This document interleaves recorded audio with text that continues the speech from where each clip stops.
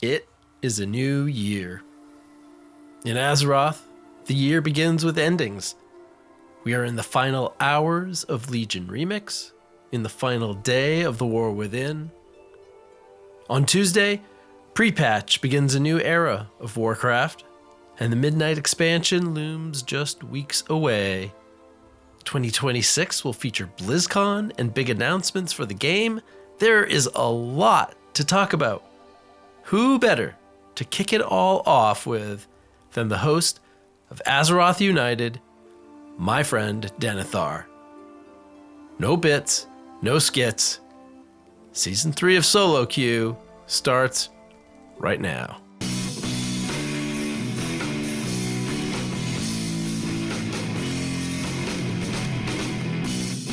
You have entered the Solo Queue, a monthly podcast about adventuring alone in the world of Warcraft. Thanks for joining me. My name is Dave Gagne.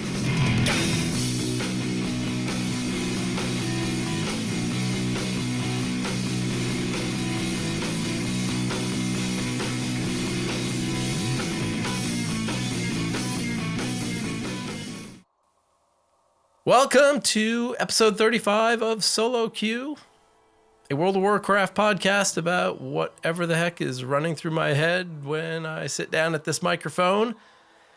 But to start the year off, to start 2026 off, I am not doing it alone. I have a long overdue and very special guest, and I am super excited to be joined to hang out in this episode with the host of Azeroth United, Denethar. Denethar, welcome to the Solo Queue. Thank you. I'm glad to be here. It's something I've been looking forward to for a long time, so glad to finally sit down with you. It's great. Yeah, you were gracious enough to host me, I don't even know, a while back. All time is a circle, so I don't remember, but I loved our conversation. And now here we are. We have moved up 2.5 levels in my house, so I'm not in the basement like I was when I met with you. We're in the penthouse. Ooh, snazzy. Yeah, let's spiff things up before I had you on the show. So there you go. Well, welcome. I'm super excited. And I think we've got, I don't know, this is a great kind of moment to pause and to chat about Warcraft because we're in that weird limbo zone, right? Of everyone's kind of tired of what they're doing and there's new stuff coming, in a couple months, but also in a couple days. Things are ending. Yeah. How are you looking at this new year and in life and Warcraft and everything? What's your thoughts?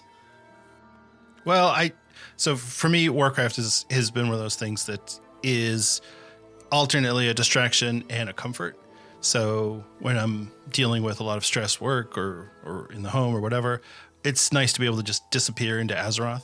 But then there are times when I should be doing other stuff, and it's like, oh, let me just run one more delve. Let me just I'm almost level 80. So, but yeah, it's been really nice. We are eating really well when it comes to World of Warcraft right now, and I feel, and whatever the variety that people like to play, and whatever it is that you like to do in the game, this is a really good time for World of Warcraft players. So I'm really loving it. Yeah, you're right. There's so much. There's so many different things, different avenues, different versions of different versions, which we're gonna talk about as we get into everything. Before we started recording, you and I were kind of talking about being the class of 2023 Warcraft podcasts and how we're aging. We're a couple of years in now, and this is kind of exciting. Yeah, I was looking through because I have a spreadsheet for everything. So I have a spreadsheet of all the podcasts That's why I like you. have listened to at some point. Yeah. But I was going through and realizing, that one's, this one doesn't do it anymore. And this one, there was one that I just realized stopped recording, which was Pig and Whistle Tavern. Gabriel hasn't put out an episode in 4 months. So, oh no. Yeah. So there's a few podcasts that are older than us, but it's I think 2023 was a good year. I think people were really excited about WoW because of BlizzCon, and there was a lot going on, and so it's kind of cool. And the fact that we're still doing it after, 2.5, 3 years is I think it's great.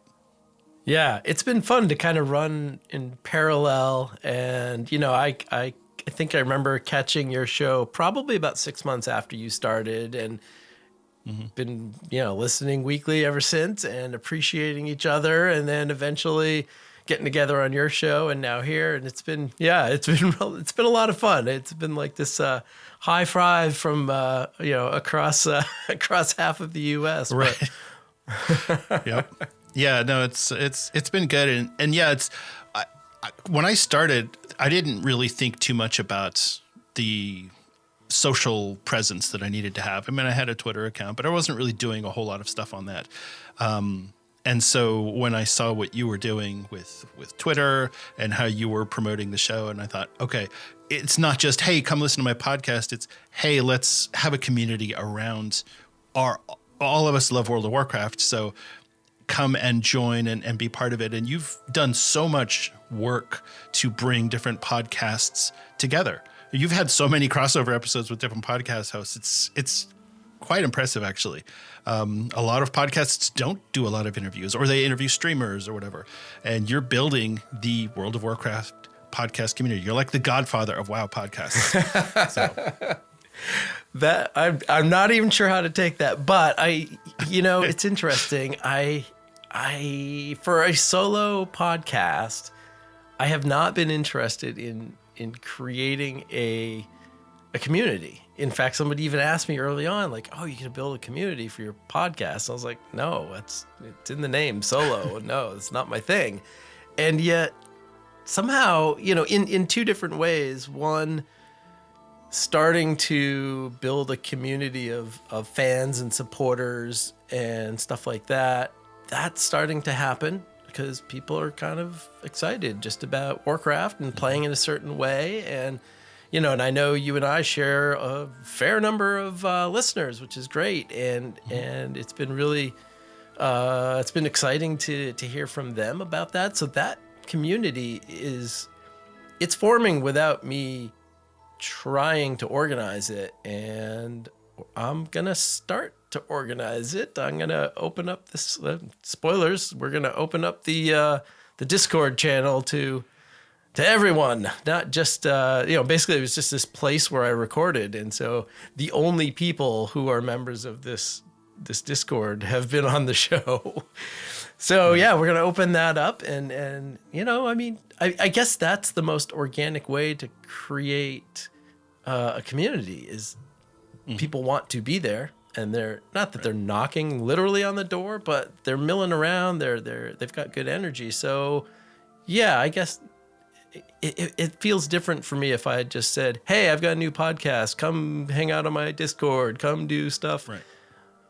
To crickets, that would have been sad, and I probably would have stopped. So the other part of that you mentioned, go ahead.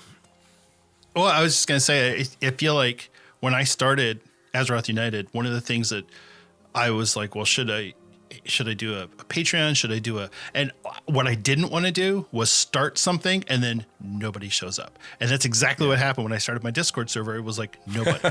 And then one person showed up slowly, and then somebody else showed up, and it built really slowly. And it's like, I in a lot of ways, I wish that I had waited in the way that you have, because I feel like it would have been able to build something more, because I feel like every step of the way has been an effort in trying to build up a Discord server. And I just don't have that type of personality where I'm going to get people together like that. So it's been tough. But I think, we do have a lot of shared listeners, but I think your reach is really broad in terms of the type of people that want to listen to you talk about not just World of Warcraft, but, kind of your feelings and everything. And so I definitely think it's a really good way to bring a lot of different type of people together. So I'm really looking forward to it. I can't wait. Yeah.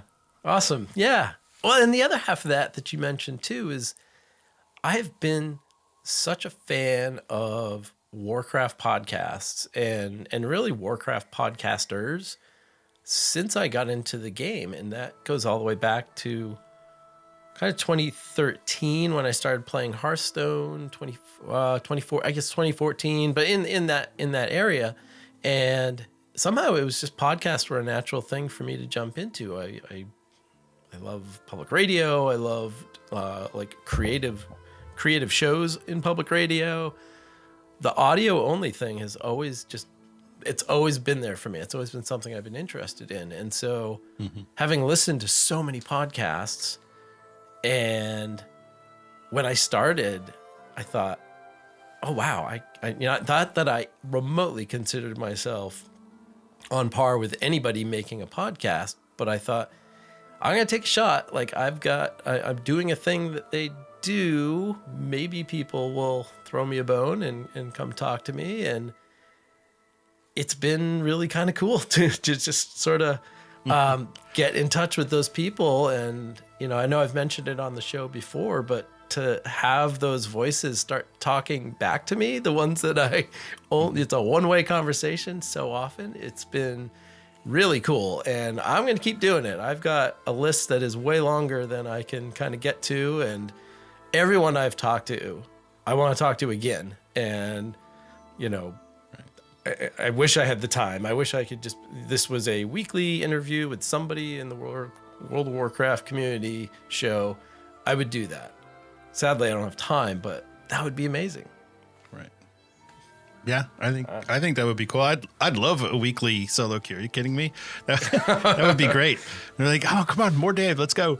But I do think that as a like you said, anybody can start a podcast, and just because I started a podcast doesn't mean I'm going to be the starting zone or whatever. But you build it your own way, and organically it just turns into something that is a long-term supporter, something that you can support long-term and really wrap your brain around. The people who I've seen who come in really, really hard and fast and then burn out quickly, it's because they didn't have something organic. They had an idea for 5 episodes and then that was all they got. And then they moved on. So yeah, it's definitely, this idea of playing solo, it's like, it's not going to go away, and Blizzard is leaning into it more and more. So I think that's just going to give you more content.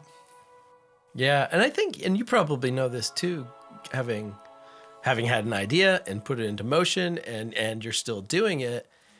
It's interesting to me how many of the ideas I had 2.5 years ago are still sitting in a list untouched. Like, oh, I've got all these ideas for episodes. I'm going to do this, then I'm going to do that, then I'm going to do that. And I think being able to not be so rigid and know that, okay, I've got all the plans in the world, but, kind of like in battle, all the plans disappear. Once you're into it, being flexible and moving and going with how things actually are, I think is important. And some of those ideas are probably good and I should unshelve them at some point. But yeah, I think you're right. If you just jump in, you're like, all right, this is my plan and I'm sticking to it. And then, yeah, maybe you either run out of ideas or it's not what you thought it was. So being open to where's this going to take me?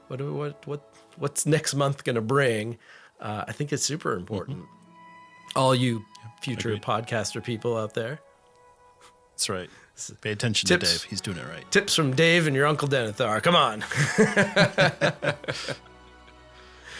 Well, oddly enough, this was our introduction to the episode. We have a lot planned. In fact, this is going to be kind of a different episode, but a same episode at the same time. Because normally, when I have somebody on the show, it's all about interviewing that person. But this is going to be a little different. Denethar is not here just to be grilled and to dragged over an interrogation. No. He's here as a guest host. We're going to hang out. We're going to go through some news. We're going to talk about what we've been up to. You're going to hear some familiar stuff from the normal solo queue episodes. And then, yeah, we are going to get back to more conversation where, yeah, I will interrogate him and grill him, including... If I can hang on to him, I do have some nice lightning round questions for Denethar. So he's already, sweat is forming. He's already getting nervous. Please, sir, no more. And what have you done lately? Well, let's talk about what we have been up to lately in the World of Warcraft, in maybe in general, maybe, you know, how did the year go? What are you up to now? If you're doing nothing, then yeah. What has the year been? What's the year been for you? What have you been focusing on lately? Well, so I, for whatever reason, I got the classic bug. And so I started getting everything ready for Anniversary to switch to Burning Crusade. So, and one of the big differences for me in leveling in Classic and leveling in Retail, it's like, all right, let me just do this real quick so that I can get this character to max level. In Classic, right. I'm not a speed leveler, so I'll take my time. So right now, I just got my Warrior to 60. I got my Paladin is 43, I think, and I have a Druid who's 33. And they're just taking their times. I was doing rest XP swaps. So when the Druid runs out of rest XP, now I'm playing the Paladin, and then just going through like that. And so it's nice because it's a step back, and it's allowing me to be nice and casual with the content. I don't have to go do dungeons if I don't want to. I don't have to do PvP. I don't have to focus on getting ready for raids. I can just chill and play solo if I want to. So that's been really nice. The other thing that I've been spending a lot of time on is the player housing, but I feel like it's a trap. Like once you start getting into housing, I've sat there and been like, wow, I've been doing this for 2 hours now, and I have not killed a mob. I have not done a dungeon. I haven't done anything. I've been sitting in my house. My character wears pajamas in the house because it's like, well, you know, if I'm at home, I'm not, you know, gonna wear all my armor and my gear. So, so I'm sitting there building a staircase or trying to find the right positioning for the fireplace that I want. So that's been a lot of fun. I really love the player housing. It's really good. Maybe you need some like working on project clothes. Maybe that's one of your transmog slots. It's not just PJs, like that's lounging, but maybe if you're working, you need demolition clothes or something. I think that's a good idea, like a flannel shirt and like a little construction hat. And, I'm down with that. Well, I've been very singularly focused lately, and that was plowing through, well, previously all the order hall stuff, and I got through almost all of it. I actually don't think I've done much since the last episode, but I have basically, 6, 5, 7 weapon appearances, like the alternate weapon appearance, and that's the last thing that gives you a Décor thing from the Legion remixy, whatever. Actually, not even remix, it's just do it wherever. So I need a couple more weapon appearances, and I'll have done all of those things for whatever good that is. I don't know. But they'll be done. They'll be checked off. All the lights will be green. You'll have it. And then that one day when you're like, I'm gonna work on this room in my house, and then you're like, I need this one piece. You'll have it. It's sitting there waiting for you. The other thing I've been working on, I guess more recently, is I have begun what I've been calling in my head the Grand Tour. And we're not going to start it in this episode, but in the month of January, I'm going to go through every single dungeon, every single raid from the classic era in the retail game, like going back and farming old stuff. And this year, I'm going to go through every single, by expansion, all the dungeons, all the raids, farming whatever I can farm, getting whatever achievements I can get. I'm just like, I've never gone through every single thing. And so here we are. That's pretty cool. All I have left on Kalimdor is Moradon and the 2 Encourage raids, which I've done those before, but I'm running around on one character. I'm going to do them all. And then I got to go for the Eastern Kingdoms and keep on trucking. And so that's my weird, strange plan for the year that I don't know why, but it seemed right. There's 12, we're in 12.0. There's 12 months in a year. I should probably try and once a month. I don't know. Numbers, they dictate my life sometimes. So, and you can imagine the spreadsheet that comes out of that. This is a good one. Oh yeah. Man, I'm already like getting excited thinking about that. That's a big spreadsheet. I'll send you a copy. Yeah. All right. Yes. Thank you, please. Yeah, I love that. That's a great idea because it allows you to see and focus on some of the things that you maybe hadn't really focused on before. Even if you're running through really quickly, moon firing everything, it doesn't matter. It's still you're paying more attention because you're thinking about it and you're focusing on, did I get this drop? Did I? Yeah, that's really cool. I love that idea. And not that there's any great story order to it, especially I think in those sort of classic dungeons. That said, there is some story. There is something going on in each of those. And I know in a few of them already, I think the Dire Maul stuff, I just went through Dire Maul, not for the first time. I know I've been in some of them, I think, but I certainly wasn't paying any attention to story. I was probably there for whatever. And it was, it was just interesting to see what's going on and why this giant thing, essentially that's a thing I fly over all the time, going from here to there and somewhere else. And so, and I never experienced it back in the day. I wasn't playing in original Warcraft. So it's kind of new to me. And it's really kind of interesting to visit those places sort of for the first time. Some of them actually for the first time. Some of the ones I finish up and like, hey, ding, here's your achievement. You've never done this before. Right. Like, all right. And I got 6 gold and a bunch of linen cloth. Awesome. Yeah. It's actually interesting because a lot of those, especially the classic ones, the stories have been rewritten after vanilla. So what the dungeon was back in 2004 is different than what it is today.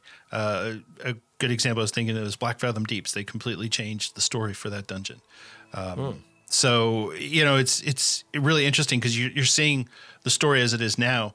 And then, so there's a different story about that dungeon, which a lot of people don't even get to see anymore if they're not playing Classic. So to me, that's really interesting. I think that some of the stories in the dungeons they're self-contained. So maybe you're not going to get a continuous story from several dungeons in a row, but still it's a good story. And it's, I think that's some of Blizzard's best storytelling is these little self-contained stories in a 5-player dungeon. So I'm seeing that. Like I'm noticing that when I do slow down to listen. I know I want to say Dire Maul North. I did them all in one day, so they kind of blend together. But there's a place called, I believe it's the Athenaeum, where there's a whole bunch of blood elves hanging around or somebody hanging around, and you can talk to them. I mean, they have one, not even voice line, but they have one little text line, and a bunch of them repeat, but there's like 7 or 8 or 10 of them, and it was kind of interesting to just go through and kind of collect all of this, like you said, self-contained story, but I didn't know it before. And so going back, I love the world. I know the world. This is not super new to me, but I'm loving these new vignettes. Hey, this is a little story here. Hey, and that's been super exciting. And I'm, barely into this whole adventure, but I'm already enjoying it. Yeah. Yeah, it's good. It's good. I like it. Any projects for you other than, you mentioned the classic stuff. Anything on your horizon? Anything you need to dive into?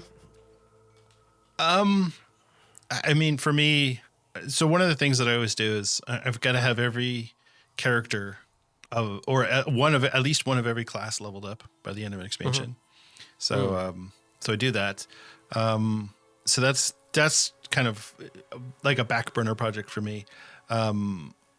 But I do a lot of RPing, even if it's just in my own mind. I'm kind of creating these backstories for these characters. So I have some that it's like, well, I've got to get this character to this point so that because they have this reasoning that they need to be there or whatever. So I do a lot of that sort of thing, but I don't have any big kind of overarching projects that I'm working on other than, just trying to keep my characters geared up and viable and able to actually go and do stuff.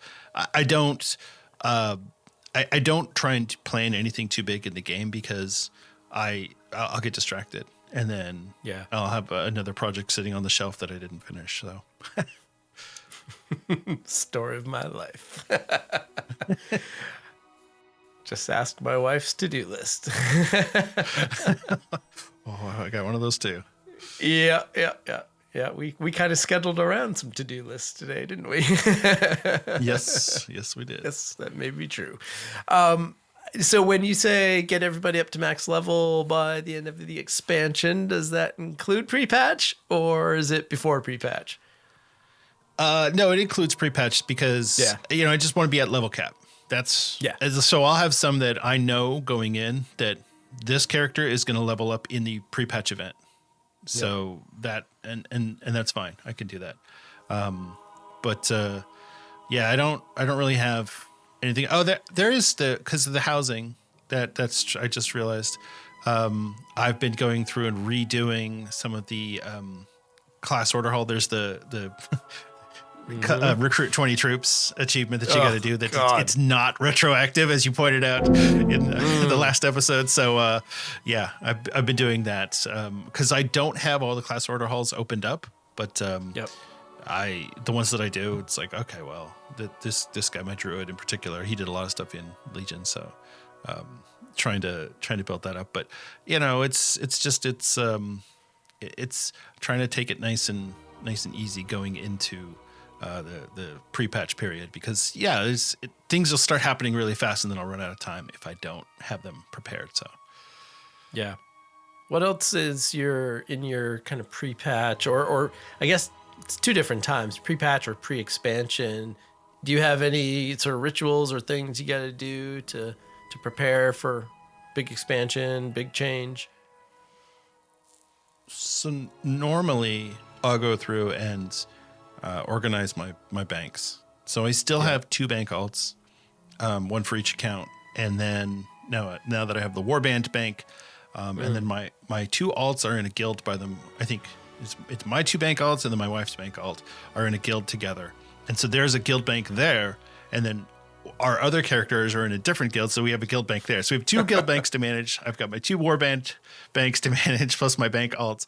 So trying to get everything organized, and I use Altaholic to manage all of that stuff to kind of keep track of inventory, and it has not been working very well lately. I don't know if you use Altaholic, but it's a little sketch right now. So oh no, it goes through these times where it's not great. That's what I've found over the years. Yeah. I've been using it forever. I don't use it for inventory much. Actually, I don't use it for a lot, but I do run it. It is running, and then every now and then it's just like, no, I'm not up for it this month or whatever for some time period. That's too bad. Yeah. So I'll look at it and I'll be like, okay, I've got, I don't know, Mage Weave Cloth in my Warband bank. And then I've got Mage Weave Cloth in my Bankers Guild bank. And then I've got Mage Weave Cloth in my regular guild bank. So I should probably consolidate all that together and either sell it or hold on to it for some reason, but I don't need to have it in 3. I don't have it in 3 places. So end of the expansion is a really good time to do that because you're probably getting rid of a lot of stuff anyway. I don't need to have all of the War Within mats. I don't need all that stuff anymore. Anything that I'm not using for player housing to craft stuff, I'm just getting rid of it. So that's my kind of ritual. I do go through and prepare. In my mind, I'm like, I'm going to do Mythic Plus this season, and I'm going to get in and I'm going to do ahead of the curve, and I'm going to do all these things. And so I prepare which character am I going to do this on? Is it going to be my Death Knight, Denethar? Is he going to be the one that does it? Or is it going to be my Druid, Nighthaven? Is he going to be the one that does it? It's like, I got to decide how. And then, of course, I never do it. But that's part of it, is getting those characters in place, making sure their bags are cleaned up, they're ready to level up really quickly in the beginning of the expansion. So there's a little bit of that, and it's all spreadsheeted because that's what I do. But that's how I approach going into a new expansion: is getting everything ready, making sure that all of my characters are cleaned up. I do occasionally, I haven't done it yet this time, but I will take everybody's gold and send it all to one bank alt. Oh, yep. And so everybody gets rid of all their gold, and then everybody gets whatever their here's your spending money for the expansion, right? And then whatever you earn on top of that. So maybe they'll get 10,000 gold or 50,000 gold or whatever it is. But that way I can kind of, because every now and then I'll look and I'm like, why does my shaman who I haven't played in 2 expansions have 100,000 gold? Why is that? Why is this the case? So, so I do off the top. Redistribute the gold. So nice. But yeah, what about you? You know, I think the projects that we make are almost like that's free. You don't have, it's not part of your sub. You don't have to pay for it. It's free entertainment for people like you and I. Like, I'm going to come up with this and do that. I can remember in the past, you know, getting ready for expansions and thinking, okay, all right, who's going to be my leather lead character, collecting leather appearances, and who's going to be the mail, who's going to be the plate and cloth, and then I would designate that for older expansions. If I'm farming, like, okay, I got to farm with these 4 in Pandaria to get those, and certainly warbands and the appearance, you know, sharing and all that stuff has changed all of that, and that's kind of nice. That's less things to plan out for sure. It used to be, I don't normally have to think about a main. I've always, since Legion started, basically have been playing with the same Night Elf Druid for most content stuff until I switched, I don't even know why, in the War Within over to a Paladin. But I'll be starting the new expansion with my Gathering Druid, so she'll be back in charge. And then I usually try and designate at least one Horde character to be kind of the content lead character on the Horde side if things are different. And, you know, they usually are at least a little bit, but certainly Battle for Azeroth, that was pretty important to get both of those stories. And ever since then, I've always kind of had somebody doing that job. So as best I can. And yeah, I clean out my bags a bit, but I never get to my bank. I like, oh yeah, I should clean out my bank. And then I'm like, oh, but I could just play the game instead. And then, holy crap, my banks are full and half my characters and my war bank is stuffed to the gills and I don't feel like organizing it. And I don't know. It's hard being a hoarder, I think. and that's what it is, right? We've got all this stuff, and you're like, well, I don't want to get rid of it because I might need it one day. Yep. And maybe you will, don't. Maybe you won't, but it's there now.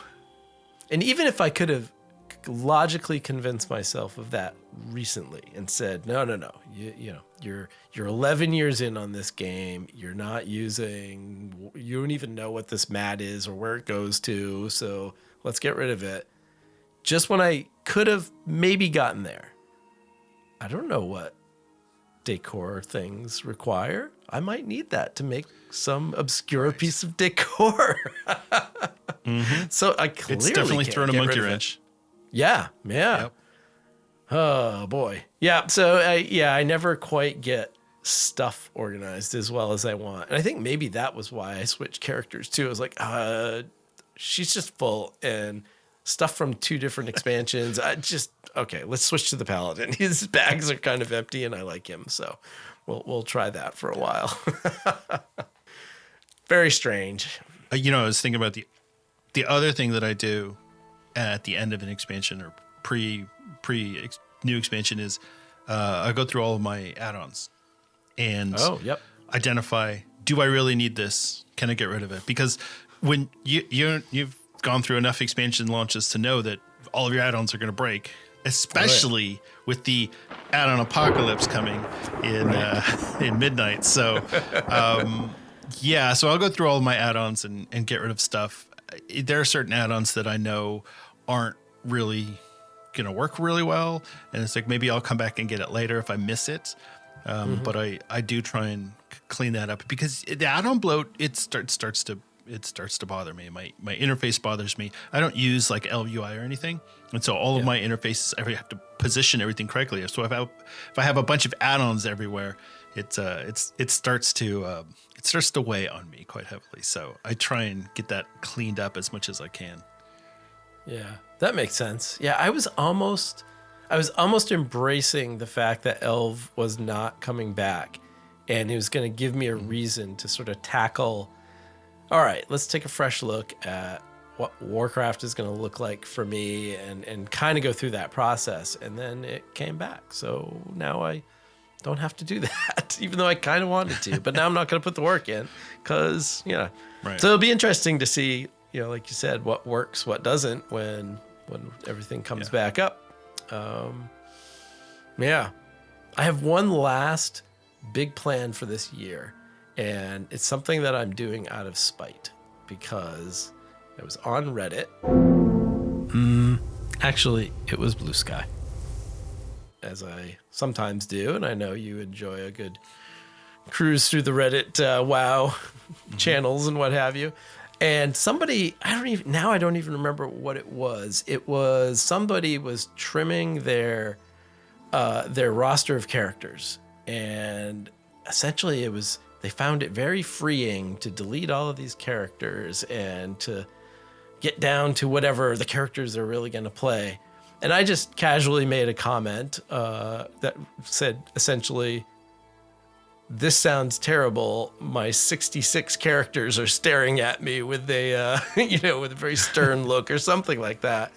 And somebody else responded, yeah, but are you actually going to play any of those characters? And I shouldn't take offense to things on the internet, but I not really did. But I thought, yeah, I am. And damn it, I'm going to play them all this year. Every single one. I'm going to log into every character and do something meaningful. Not just, I log into all of them at some point, make sure there's no mail or whatever. Yeah. But nope, this year, we're going to make another spreadsheet. Or I should say another column in an existing spreadsheet, let's be honest. Yeah. And make sure I do something meaningful on, in a couple of weeks, it'll be up to like 69 characters, but whatever. Everybody's going to do something because one guy said a thing on Reddit to me. I love it. Out of pure spite. That's the fuel that moves the planet, right? You bet. It sounds silly, and the guy's not wrong. Like, I have 66 characters. Do I play them all? Of course not. But I know them all. Like, they all have names. They all but like 3 or 4 of them actually have. Took enough time to put some sort of transmog on them that isn't just, I don't know, the order hall set or something boring or the heirlooms. They all have some little part to play. And so, yeah, they are part of the war band, and darn it, yep, they're going to do something this year. So you just watch internet guy somewhere who probably doesn't listen to the show, but should. You track my progress. Maybe I'll have to do a monthly update as to how many that I've logged into. So, yeah. Love it. You bring news? What news from the mainland? Have you any news? Okay, well, that's what we've been up to, but let's talk about what has been in the news lately. I know we're kind of in a news hole. Not really. I don't know. This thing's going on. This thing's coming up. And, of course, pre-patch for Midnight is coming very, very, very soon. Denethar and I are talking on Saturday, the 17th of January. So you'll see how long it takes me to edit all of this. And hopefully this gets out in time for you to enjoy. I don't know. Are we looking at do you think we're not looking at a big maintenance on Tuesday, right? I don't think. Yeah, it's probably going to be. It is going to be big. 3 PST. Okay. So you can listen to the show maybe even a couple times. Who knows? But hopefully we're out by then. So yeah, pre-expansion is coming. What to expect? Well, let's see. Blizzard put out a good little video on the launcher. About 7 minutes, not too long. And it is with game managers Linksy and Kyvax. And they walk through basically all the features that you can expect to kick into gear on Tuesday when those servers do come back up. And it's nothing new, so that's why this is kind of not news, but I'll just run through the things real quick that they mentioned. They talk about the Devourer Demon Hunter, of course, coming. Void Elf Demon Hunters are also coming. The combat design updates for all the classes. So even if you're not going to do any of those Demon Hunter, Void Elfy things, your own class is going to see some sort of changes. And if you're not someone who hops on PTRs and betas, well, this will be your first chance to see what they've done. I don't tend to hop on, and so I'm curious what the simplification is and all of that. We'll see. Talent trees trimmed and pruned, and I don't know. But are you expecting any major changes for the classes you play? No, not really. There's so my Death Knight, I will play him Frost occasionally, and Frost just got a big rework in was it 11.2.5 or 11.2.0. So that one I'm not too worried about. My Fury Warrior, I actually read that Fury Warrior is getting more buttons to press rather than getting less buttons to press, which is weird to me. But I mean, I guess that's fine. But yeah, I'm not too worried. A lot of people are worried about the oversimplification of WoW, and I don't think that's the case here. They're just trying to make it a little bit more streamlined. So I'm really looking forward to that aspect of it. So yeah. Yeah, I think me too. I think if I hear oversimplified, I feel like that bar for me in my head is Heroes of the Storm. Not that I played a lot of Heroes of the Storm, and it's not a criticism, but the whole, hey, you've got, 4 functions, 4 things, and an ultimate, and it's a very finite, limited thing. That feels like if you approached that, boy, that's too simple for Warcraft. And as far as I can tell, we're in no danger of getting down to, I have 4 abilities. So yeah, there'll be a lot to discover. And what else will we discover? Well, stat and number squish coming, of course. Not the level squish, don't be confused, but all of your stats are going to be trimmed. Your damage is going to be trimmed, just so the numbers are reasonable.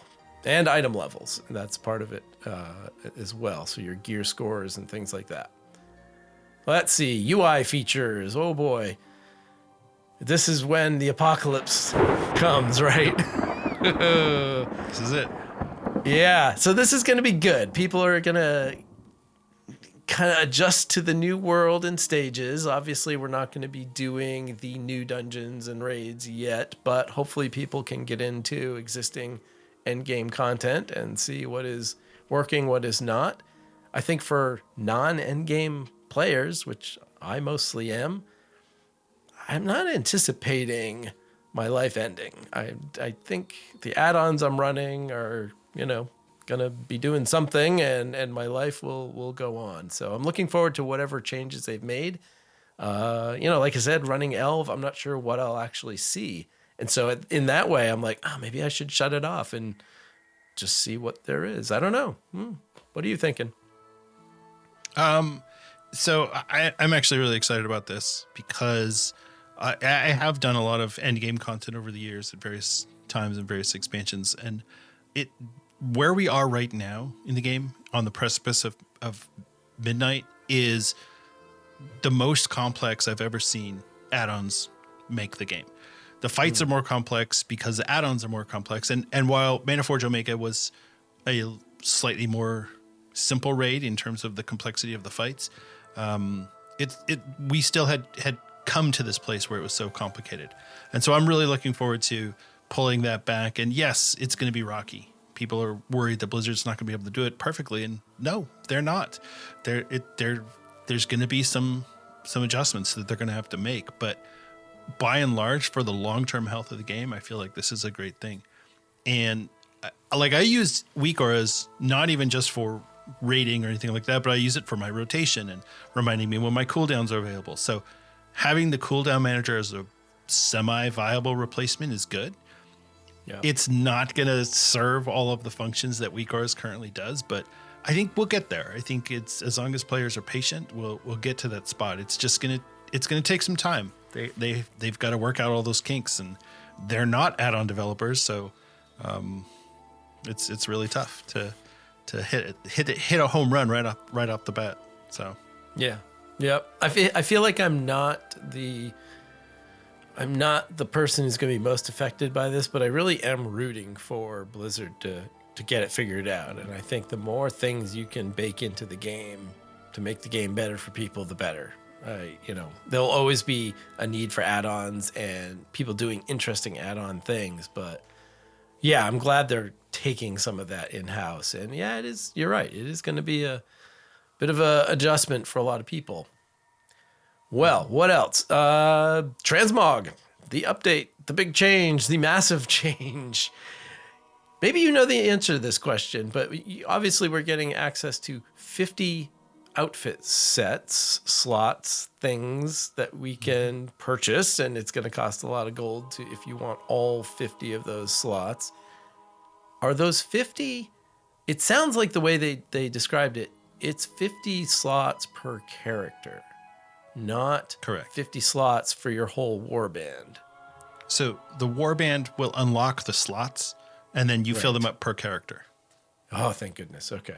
Because I thought, wow, 50 would not be a lot with 60 or even 70 characters, and you each get no, it doesn't make sense. So, okay, that's good, because I don't know. Do you have a number in mind? I feel like I can get by with, I don't even know if I need 10, but maybe. I was thinking 20 would be good for me. Yeah, because I've got I need to have a house outfit. I need to have a house. I'm doing construction on my house outfit. That's right. I might want to have a delve outfit and maybe an in-town outfit. We've got to add some things on there, and it'll mix up. I'm the type of person that will change my transmog once a week. If I'm playing a character a lot, I'll just be like, I'm bored with this look. I want something different. And so I have a lot of gear that I've collected from past raids and past dungeons and whatever. So I have all these gear sets already saved. So I'm already planning to fill some of those up, especially on my Death Knight. He's got the most gear. So I'm already planning how I'm going to use all those slots. But yeah, I feel like 20 is good. There's obviously going to be people who fill up to 50, but I don't need to do all that.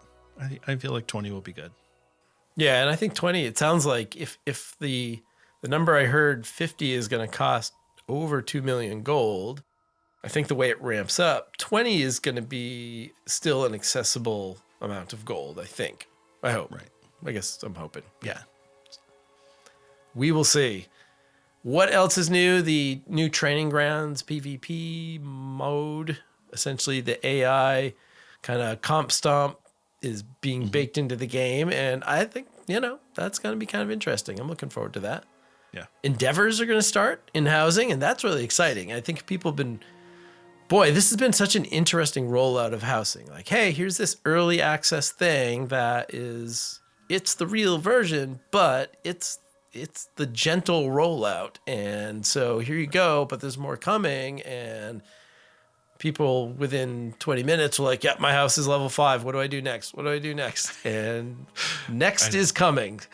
So I think we can get up to level 9 in the pre-patch. I think that's what they had said. I believe so. The endeavors, the community events are going to start. So you're going to be able to start leveling things up that way and participating in those. The Night Elf and the Blood Elf exterior housing styles are coming. Mm-hmm. Hang on. You can make it. You can get there. You've been waiting for those. Yeah. Housing. It's been fantastic, right? Kind of. Right. I think it's great. I love it. So I used to play, what's the name of the SimCity? And then I played The Sims for a while, and I didn't care about the interactions between the Sims. I didn't want my Sim to get a job. I just wanted to build the house. And so that's what I really enjoyed about it, is being able to build the house. Here's how I'm going to build the room or whatever. And so we don't have quite the same type of controls. Like if you build a really big room, you still only get the 4 doorways in the really big room. And so I feel like housing will continue to grow where it is right now. It's nice. I really like it. But I'm looking at the future and thinking this is going to get great as we move on and as Blizzard, especially because it's planned to go beyond Midnight and into all new expansions. So I'm really excited to see what they're going to do. What's the new housing feature going to be in the new expansion? What's the new housing system going to be? How is it going to work? So it's really exciting to me. Yeah, they've laid pardon the housing pun, a very good, strong foundation for this whole feature. But yeah, Well done. it's got its, thank you.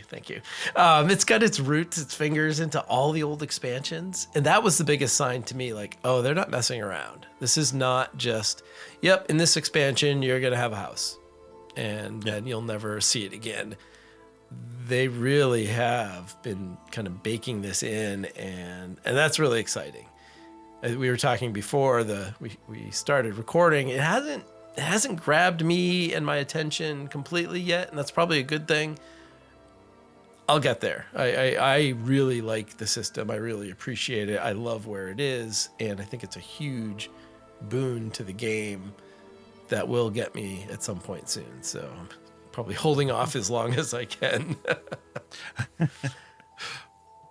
And the last big thing, of course, the whole point of the pre-patch, the Twilight Ascension event is going to start not on Tuesday, but the week later on the 27th. That's going to be the sort of the thing you do for the next few weeks to get into our midnight mode.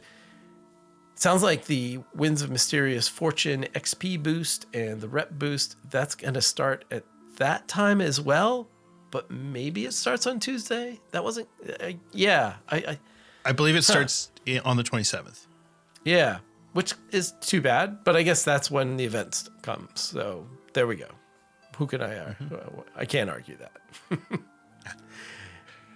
Your XP boost is going to be 20% on top of whatever else you get going on, and reputations are going to go up. That boost is 50%. So the experience boost is from level 10 to 80. So once you get off Exile's Island or whatever it's called, Exile's Reach, then you can start getting the 20%.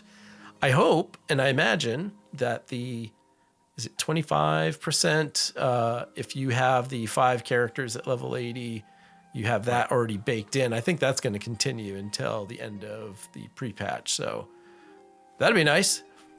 How many? Be a good little boost. How many classes do you have left to get to 80? I think I have 4, maybe 5. I can't remember. I can't remember the number of individual classes. I just know I have 8 characters that I've got to level up. So. Yeah, that's part of the thing to do, right? Plan out the what are we doing in these 5 weeks? Yep, for sure. All right, Legion Remix is going to end on January 19th, which means by the time you listen to this episode, it will already be over. It's going to close out 10 a.m. Pacific Standard Time, so if you missed it, you missed it. Apparently right now there's the Cloudy with the Chance of Infernals achievement available on Remix, so I guess they saved it for the last week, but all of your bronze will go away. So the characters will keep their reputation from Remix, but if you have any reputation tokens, those will go away. Your bronze will go away. If you have the Paragon cash in your bags, those you will keep. And if you convert them, if your character converts over to retail from Remix and you have a Paragon cash in your bags, you'll get order resources from it, whereas you won't if you open on a Remix. So anyway, that's it. I really enjoyed Remix. I don't know, did you do Miss Pandaria Remix when it was around? Yeah, a couple years ago. Yeah, it was already a couple of years ago. Isn't that crazy? Yeah. So I mean, I liked that. This one I didn't like as well. I felt like it was too structured. It was too orderly and too systemic, or too many systems that were built into it. I liked the Wild Wild West feel of Miss Pandaria Remix. So, I think you're right. There's a lot of systems in Legion, and that's kind of what made Legion. And I think most people liked it. And if you didn't, that's a thing. But you're right. Dropping a lot of that stuff and freeing yourself up is kind of that was the good stuff of Pandaria. And I definitely felt like I was pulled into systems a bit. I think I didn't participate in this one as much as I thought I would. And that might be the reason. Like, I've done every order hall. I've done it a couple times in some cases. And Yeah, the next couple days between our recording and that 10 o'clock PST time, I'm gonna try and get in there and scrape out whatever I can, but that doesn't have the same ring to it as I'm gonna go enjoy that mode of the game for the last few minutes. Right. It's sort of like, okay, what other bronze can I grab from that? Whatever rewards I can get that are either going to disappear or be really expensive. And that's not the right motivation. That's not usually how I approach the game. So, yeah, I feel like that's something that Blizzard struggles with. They do something and it accidentally turns out to be really fun. And people kind of create their own way to play it. And so Blizzard says, okay, let's standardize this and make it more structured. And that removes a lot of the fun elements from it. So, I don't know. I am curious, though, what you think. A lot of people have been talking about what's the next remix going to be? What are we going to do after? Because we did Miss Pandaria, we skipped Warlords, we did Legion. Yeah. What are your thoughts? What do you think is going to come next? I'm on your train. You're the first person I heard say Shadowlands. And I actually, so Shadowlands had some systems. First of all, Shadowlands, whatever you think of it, just set it aside. Everyone relax. Shadowlands did have some systems with the covenants and things. So I think it's a good test of, can Blizzard say, hey, let's loosen it up. Let's drop whatever weird, kind of restrictions and guardrails that the covenant system and other systems may have put in place. And let's just make it a little bit more like an arcade game. I'll make it a little bit more like that original Pandaria. And I think if they can do that, Shadowlands would be perfect. And I remember when, I'm sure you had said this, and then I started hearing it other places, the first reaction is, oh, I don't want to go back to Shadowlands. That'd be terrible. But if you can go back to Shadowlands and drop a lot of the BS that nobody liked, isn't that the way to go back to what, arguably is some pretty interesting content? There were some interesting stories. There were some that didn't work. I get it. The jailer's weird, whatever. Set that aside, maybe. But there's a lot of good content. Visually, it was amazing. I found the places fascinating to be in. And yeah, I totally. And I think a lot of people would enjoy, Shadowlands Light. Yeah, I'll do that. Yeah. If we have to do something, I'll do that. So I don't know. You sold me on that. That's what I'm kind of hoping for. Okay. Yeah. I mean, as far as just getting the transmog and the mounts and whatever, BFA would be a good one too. Yes. Wrath Lich King would be good. But to me, those I could just go do. I don't want to go do Shadowlands normal. Because it's still heavily time gated. Some of those anima grinds are just brutal, or the covenant halls where you had to unlock the different features. It takes a long time to do. And so if we could speed that up, that wouldn't be so bad. I would be on board with that. So yeah, I don't know. I'd be fine with whatever. I just don't want it so highly structured like Legion was. So yeah, I think that's good feedback. Definitely. Next in the news, there's another video that I want to mention, and that was the Everything You Need to Know featuring Fiamma, and it's essentially an introduction to the Heronir. And I almost didn't really want to watch the video. I almost didn't mention it here, because a lot of times I like to discover things in the game. I don't want to be watching a video to learn about the video game that I play. In this case, my curiosity got me, but also Heronir are already in the game. They already exist. It's, they're there. So why not? And ultimately I'm glad I watched, because it's a roundup of everything we sort of already know. It's already been announced. It's nothing super new. But if you're curious about the Heronir, another 7-minute video, not too long, great overview of what's going on with the race, their abilities, the extensive customizations that are available, and including one really interesting one, the feet.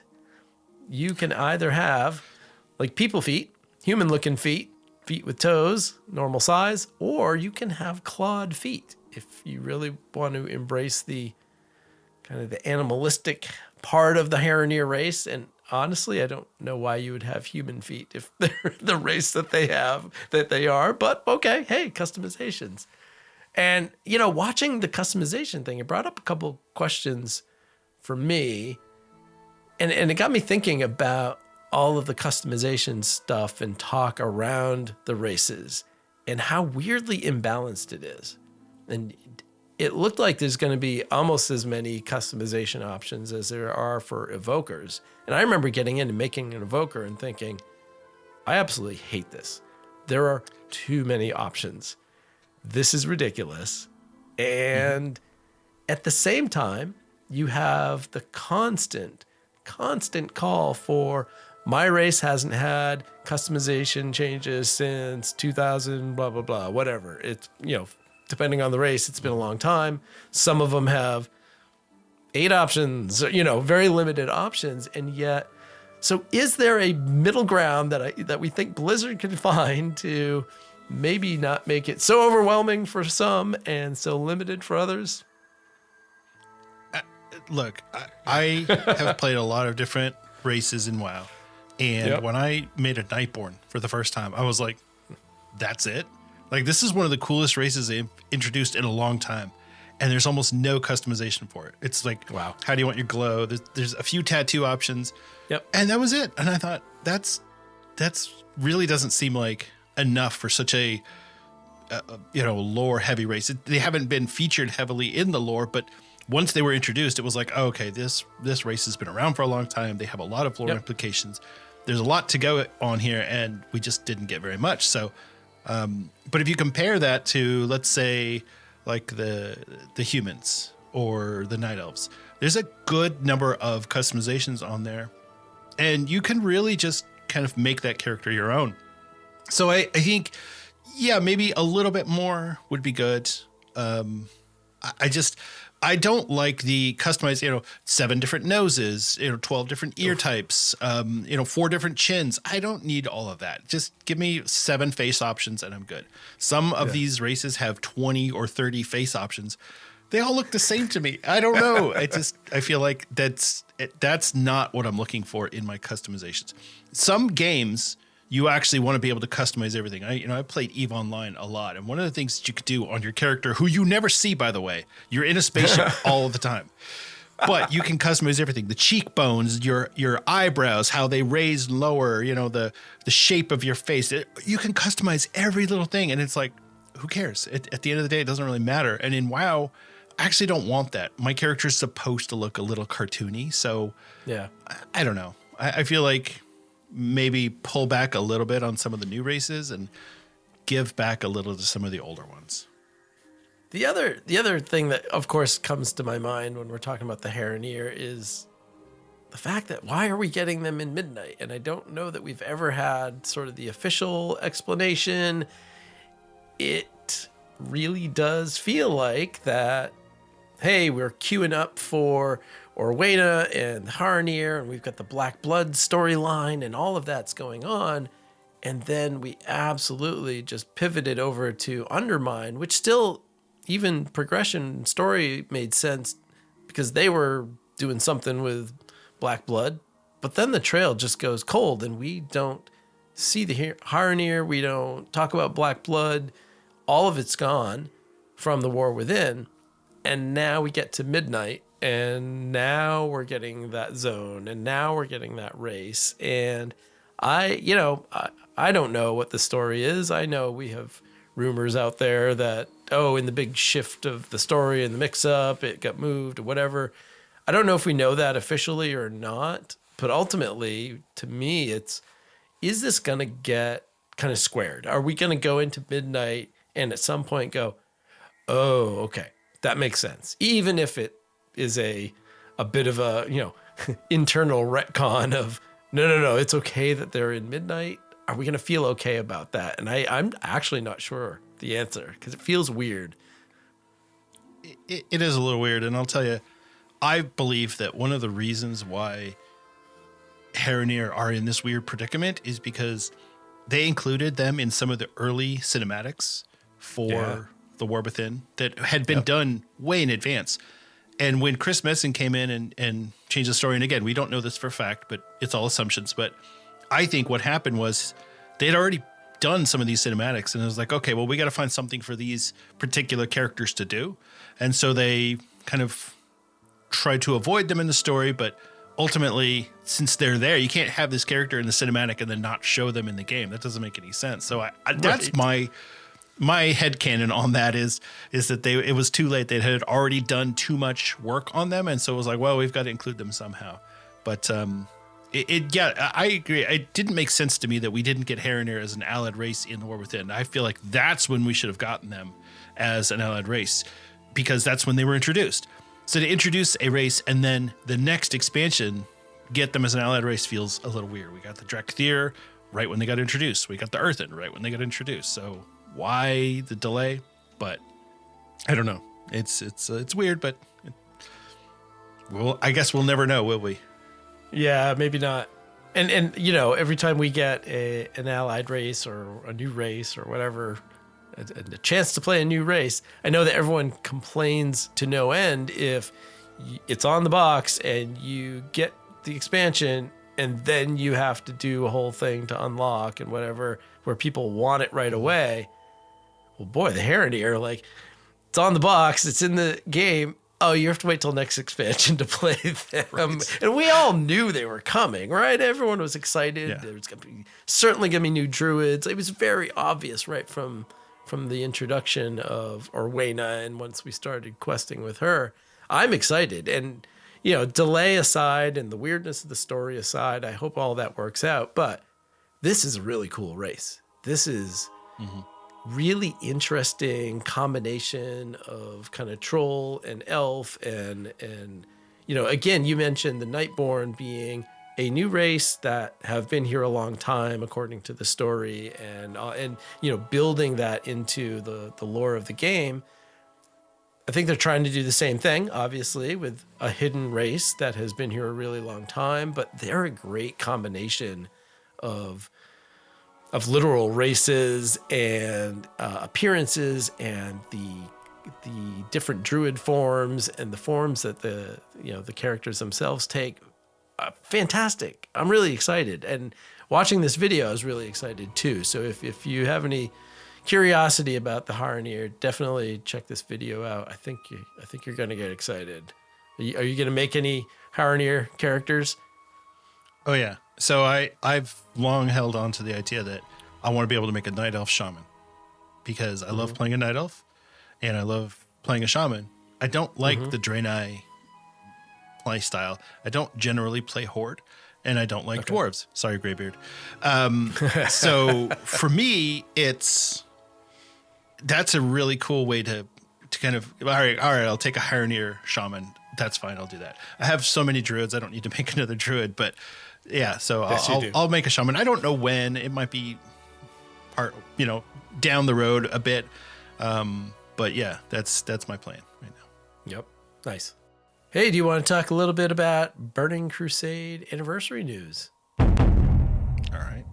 Let's talk about Burning Crusade Anniversary. So Blizzard launched the pre-patch for Burning Crusade Anniversary last week, and it went so smoothly that nobody complained at all.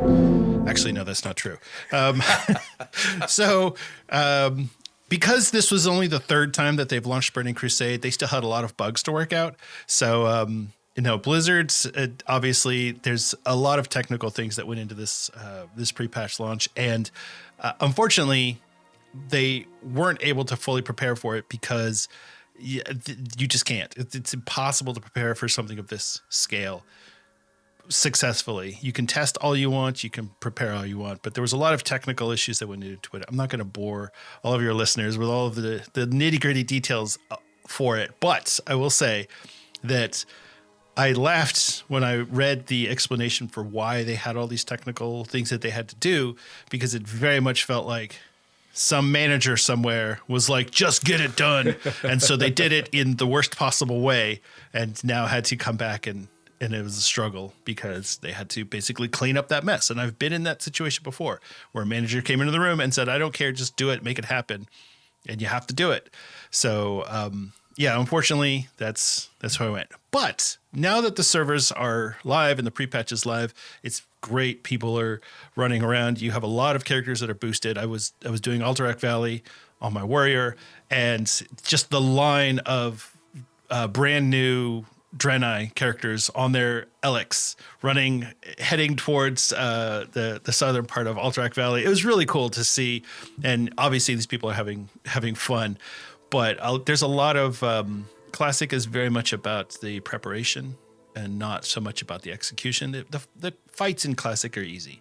The raid encounters are much easier. Yes, it gets harder in Burning Crusade, but it's still really easy. So it's about how well you can prepare and how much preparation time you can put into it. So there's been a lot of talk about that and how you can prepare your gear and how quickly you're going to be able to level from 60 to 70.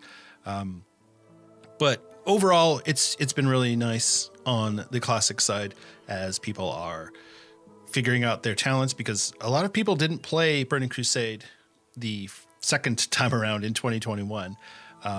So this is all new. It's you're taking these classes that maybe you've played before in Classic, and now they get new talents, or they get new abilities, or things are baseline, or things have gone away. And so there's a lot of change like that, and it's actually really exciting. So the Burning Crusade itself proper will launch on February 5th. That's going to be the official launch date. And they're going to do a global launch, so it'll happen at 3 p.m. Pacific time, because everything is already in the game files right now. So they're just going to flip a switch, and then you'll be able to start leveling. So everybody's going to run to the Blasted Lands and wait at the Dark Portal, and hopefully not crash the game client as they try and zone into Outland, because that's what happened. I don't know if you started playing in Warlords of Draenor. Right. Yeah. So you weren't around for Wrath of the Lich King. So in the original Burning Crusade, they launched the expansion, and everybody went through the Dark Portal at the same time and showed up in Outland, and everything crashed. Or there was a quest that had a 5-minute cooldown, and so you had to wait. Everybody was waiting in line for that one quest. So what they did in Wrath of the Lich King is they said, well, why don't we split it up? So we'll send half the player base to Borean Tundra and half the player base to Howling Fjord. And that's why they did that. And same thing in Cataclysm. Let's send half the player base to Mount Hyjal and half the player base to not Nazashar, whatever it's called. Bashir, yes. Yeah, Bashir, yeah. But Burning Crusade was their first experience with this, and it was a complete disaster. Trying to get everybody through there all at the same time was rough. But I guess we'll see. And now that we're all on mega servers, it's going to be even harder, because you have layering and sharding that you're going to have to do within that. And so I'm sure people will be in the middle of fighting a mob, and then you're going to phase to a different layer, and your quest mob will disappear, or whatever it is. So I'm fully expecting there to be plenty more technical disasters, but still it's fun, and I'm having a good time with it. So yeah, for February 5th for the actual launch of Burning Crusade. So is there any difference with the anniversary label on things? Is the game different from the quote classic version that came out in 2021, or is it just literally a reboot of classic Burning Crusade 2021? So there's a few things that they've done differently. They added in dual talent specs. So in original 2007 Burning Crusade, you had one talent that you could choose from, and if you wanted to change them, you had to respec. Same thing that they duplicated that in 2021, where it's like, no, you just get your one talent tree. So if people wanted to maybe say PvP, and then you get a raid, maybe that's 2 different talent specs. So for Anniversary, they gave us dual talent specs, so you can get your say you've got your arms spec for PvP, and then you've got your prot spec for running dungeons, or whatever it is. So that's a really big change that they did. It's like 50 gold at level 40. You can purchase your talent specialization. The other one that they added in was looking for a group tool that's very similar to what we have in Modern WoW. It's you can put yourself in the queue and say, hey, I want to be part of a group. And so then if somebody's building a group, they can look through the queue and see, oh, here's who's available. Oh, look, a hunter. We need a hunter. And then they can invite you directly from there. Or you can put your group out there and people can apply to be in your group. Hey, can I join your group? You're doing whatever dungeon. And so you can get in that way. So that's a big one that they added, because back in 2021, there was nothing. It was just trade chat. People, hey, anybody want to run Blood Furnace or whatever? Yeah. There's a few more smaller changes, but those are the two really big changes that have affected a large percentage of the player base. Obviously, in 2021, that's when they introduced the Outland pack, or there was the Dark Portal Pass, which included a boost. So that's when you got the level 58 boost. This time around, and that was limited to one per account. So you can only boost one character on your entire account. This time around, they're just like, yeah, we'll just sell boosts. So that's why so many people are boosting to, and it's like a level 58 boost. You don't even get to level 60. You get to level 58. So you still got to go do a bunch of quests to get to level cap before the launch. But yeah, that's pretty much the differences between this and the 2021 version, and then obviously the 2007. Well, a little bit of internal solo queue news that I kind of mentioned earlier, but yeah, I'm going to open up the Discord channel site thing for solo queue to the solo queue community. Why not? So if you're looking for a place to hang out and to chat with people who are solo minded or casual minded or just whatever you found your people here. Well, yeah, we're going to open up the Discord site to whoever.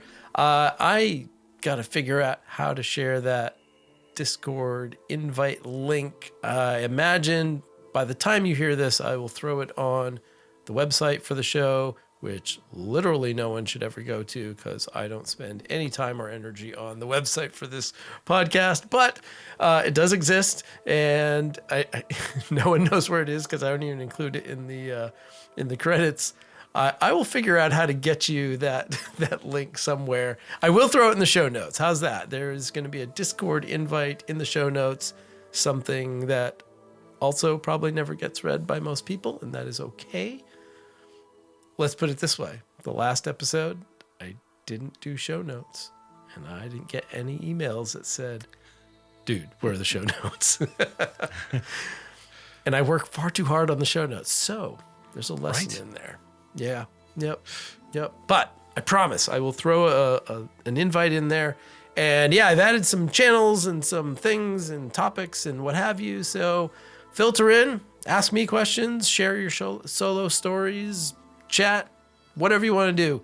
Yeah, this is going to be exciting. I don't know. I'm looking forward to saying hi to people. I have slowly gotten used to Discord. It is not my favorite thing in the world, but being on other people's Discord channels and throwing some comments here and there and connecting with people, and not just other podcasters, but fans of other podcasts, it's been fun, and we're gonna kind of open that up over here. So, yay, here we go.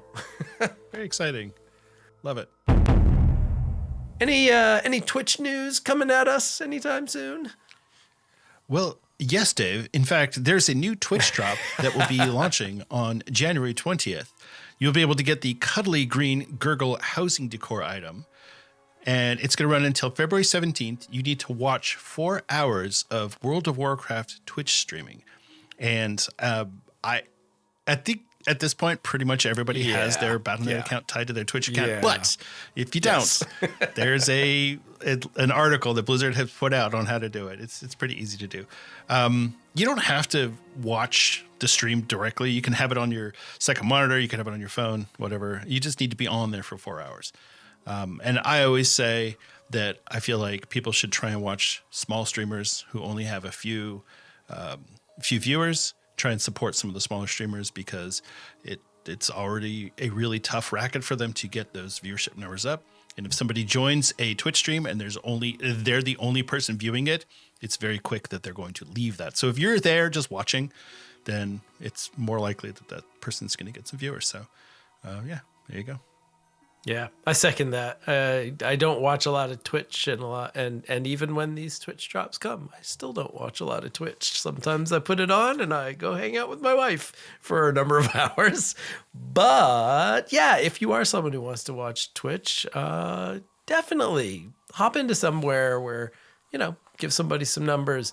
I'm going to recommend Casual Coup, my little friend from a few months ago when I hopped in, and it was sort of the same thing. I'm like, oh, he has the word casual in his name. I'll check that out. I had no idea who he was, what he was doing, what he was about, and made a friend. So who knows what you're going to find, especially among those small creators.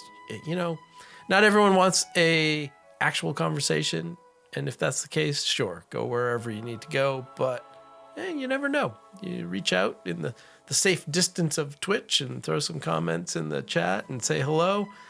You might make somebody's day. And you're right, those small numbers, that can make a big difference to some people. So, yeah. Last item in the news for today is a sad one. And I just found this out today.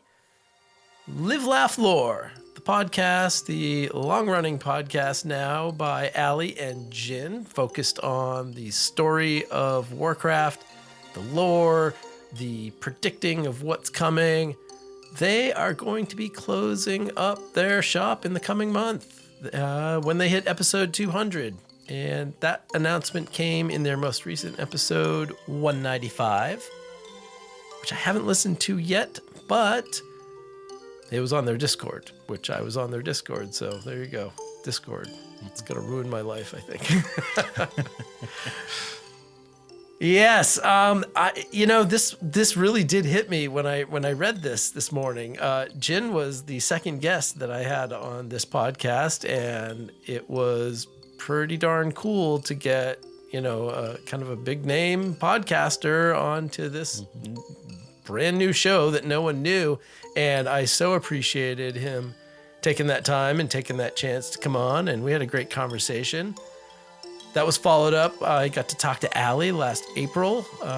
We had a fantastic conversation, and they were so nice to invite me on their show. And we had a great time talking about starting zones and what have you. And so, I'm grateful to both of them for, lending their gravitas to this show, and that, that is a boost to the solo queue and all of our conversations that we had. But boy, it's a bigger loss to the WoW community, the podcast community. So I'm really going to miss their voices out there in my feed, in my podcast app. And I know there are other lore-focused podcasts here and there, and other people trying to do bits of lore as they can. But Live, Laugh, Lore, it's kind of baked into the name. It was a great place to go hear about what was in the past, what was going on, or if they were speculating on what's to come, and often based on their vast knowledge of the past lore. Ali and Jin were there, and I'm going to be sad. I'm going to be sad to see them not out there. They are going to leave their Discord open. Jin's Joint, if you have not heard, he has a section for the Live, Laugh, Lore podcast that will still be out there. But as I said to them on Discord, I am so thankful for all the entertaining and informative hours that you guys have given me. So we are going to miss you for sure. Live, Laugh, Lore, Ali and Jin, thanks for everything. Yeah, for sure. That's one of the best lore podcasts that I think that I've listened to as far as WoW goes. There are a few out there, but the way that Ali and Jen are able to naturally converse about some of these a little bit more dense topics, it's great. It makes lore accessible to everyone. Sometimes if you're listening to, like, say, Lore Watch, it can get really deep in the weeds, and you're like, I don't even know what you guys are talking about. But Jin and Ali were great. I love their dynamic between each other, and I didn't realize this, but they actually each individually had a lore podcast, and they combined together to make a Voltron of podcasts, which I thought was great. So yeah, it's definitely a bummer to see them see them closing shop. That's that hurts. Yeah. Well, and hey, the beautiful thing about podcasts, at least while somebody's willing to host them, you can go back and obviously check out Live, Laugh, Lore and what will eventually be 200 episodes. You could go back and check out Allie's Dungeon Fables, which I have started, and they are good. Taking basically each dungeon individually and talking about the story and some of the stuff going on. And Jin's show was Morally Gray before he joined up with Allie, so you can go dive into the archives of all of those. Why not? All right. Whew, we've been talking for a while. I think it might be time for a drink. Interest ya in a pint? Choose wisely. And for that drink, we are going to head to the tavern in Duskwood.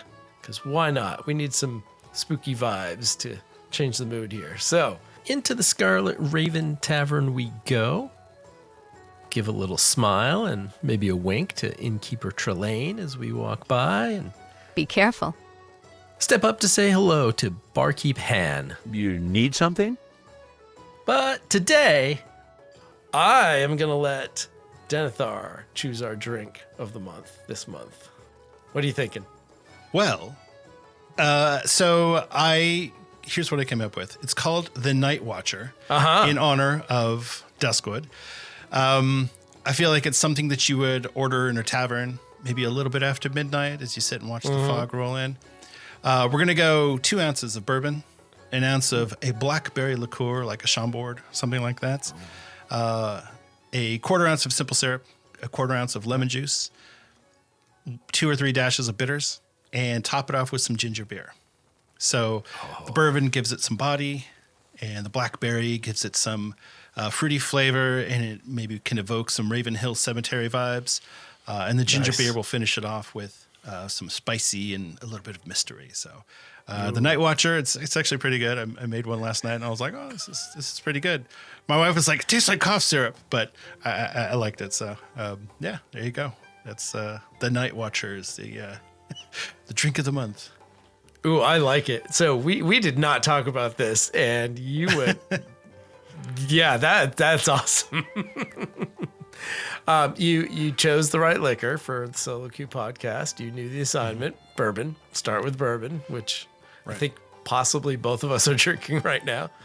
Yes. Yep, got my bourbon right here. Yep, there we go.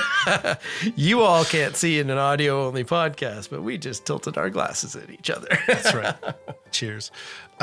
Cheers. You know, I'm by birth I am Mexican Irish, and so Okay. Oh, interesting. Yeah. I'm born to drink, and you know, while I don't necessarily drink the tequila or the Irish whiskey all the time, you know, I generally tend to go with bourbon. Sometimes the vodka, but bourbon is kind of like my go-to. I just want to sit and sip on something. I'll drink an old fashioned and call it a day. But I tried to come up with something a little bit more interesting than I'm just drinking booze. So,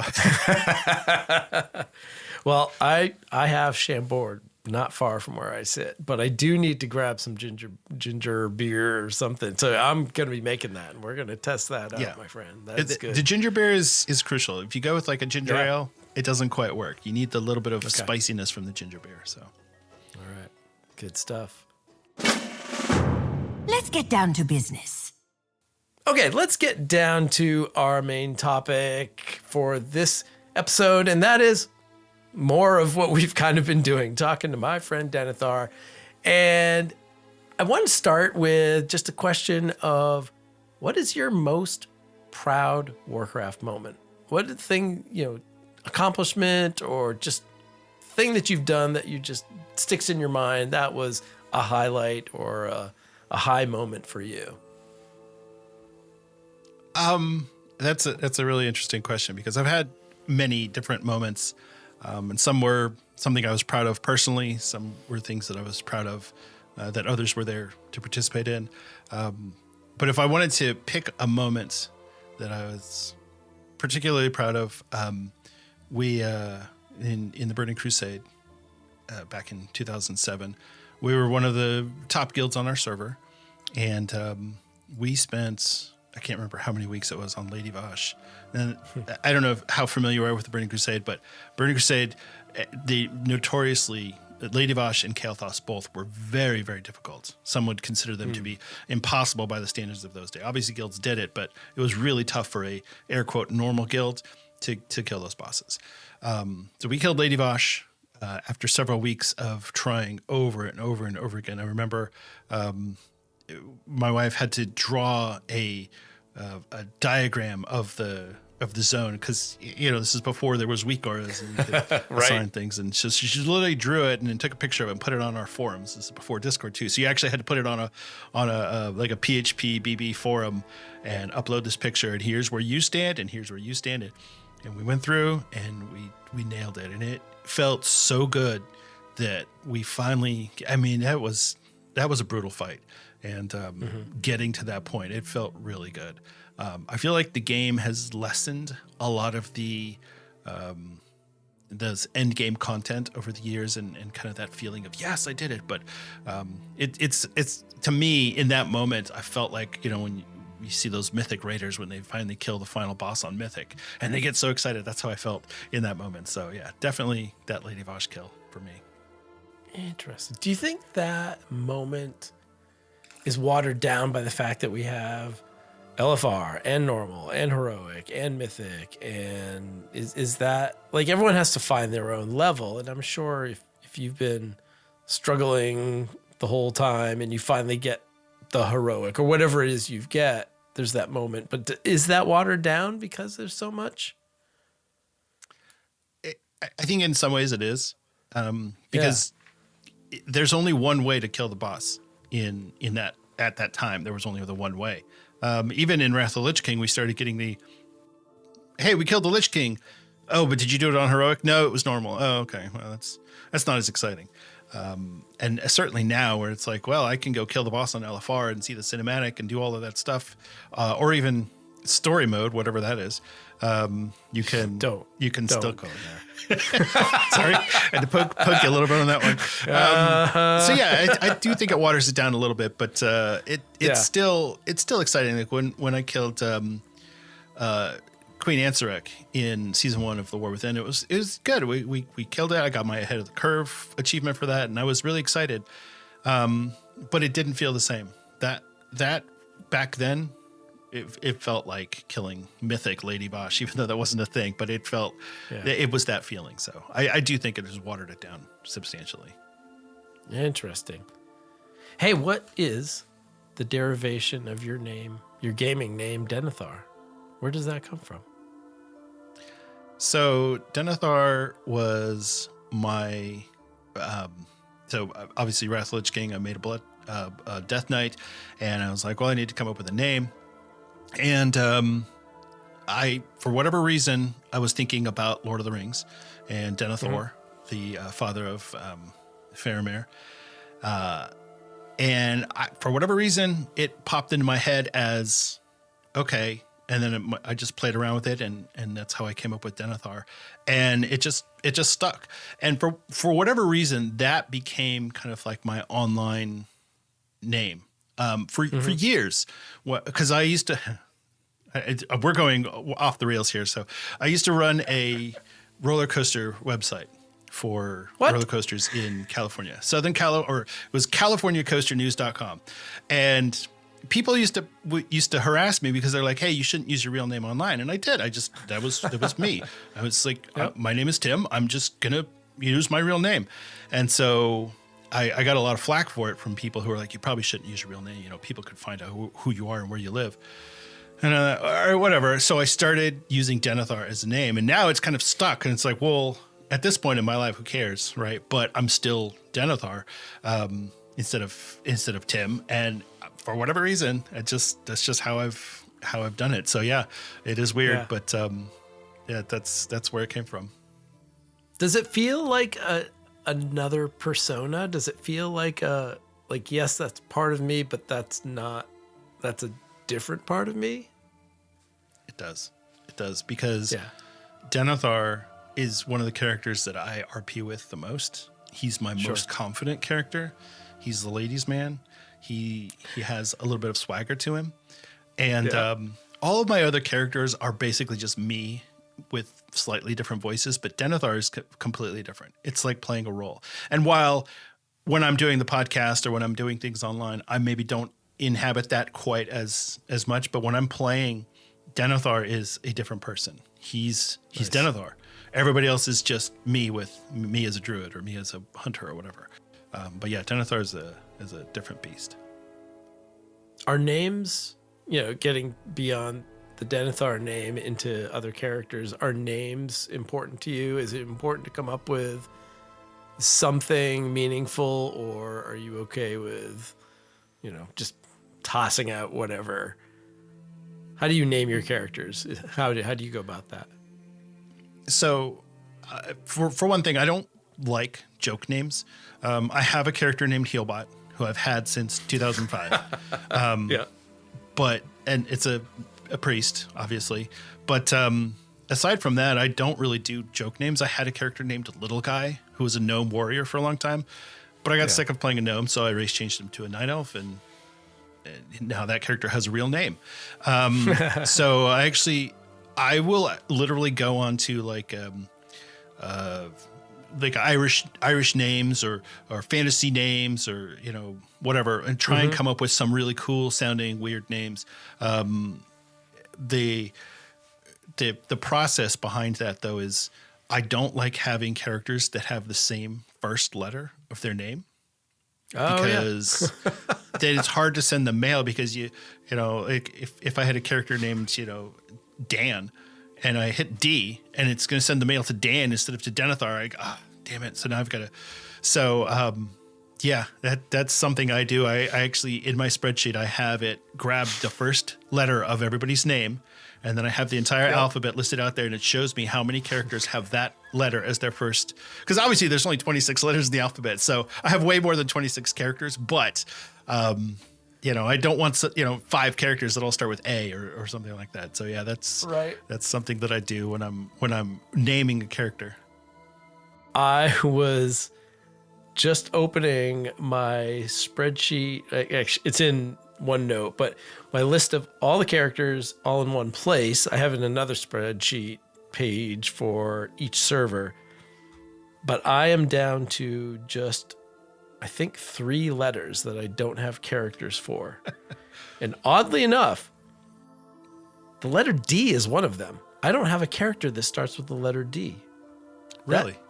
That fascinates me, as I didn't realize. The other 2 make kind of sense. U and V, those are, Sure. trickier letters. Mm-hmm. But I don't have, so I do keep track of the same thing. Like, I need to have, and you're right. It's totally like, here's what really gets me. You mentioned sending mail. What a great name I came up with. Oh, somebody already has that name. Okay, I'll add an umlaut to the A and everything will be great, until I have to then send mail to M umlaut or whatever. Like, kill me now. What did I do to myself? So, we are way more alike than is healthy, I think. That's what we're I think so. Today. I think so. What have you thought about the World Soul Saga trilogy so far? Like, obviously, how has the War Within been, but also looking ahead to Midnight, Last Titan. We're now in it, and this is no longer the announcement at BlizzCon. Ooh, that seems neat. What do you think so far, and what do you think about what we know about what's coming? I'm really happy that they decided to do a trilogy rather than saying, hey, we're just going to roll out one expansion at a time. I like the fact that it's set, because then I don't have to look at the story and go, well, they skipped on this story beat. Like the Heronir is a perfect example. It would have been weird if the Heronir had been featured in the War Within, but then the next expansion was something completely different, and then they showed up. That would have been odd. I like the fact that there's a little bit of continuity now, because we have had, since Mists of Pandaria, we had a continuous story that went all the way through Shadowlands.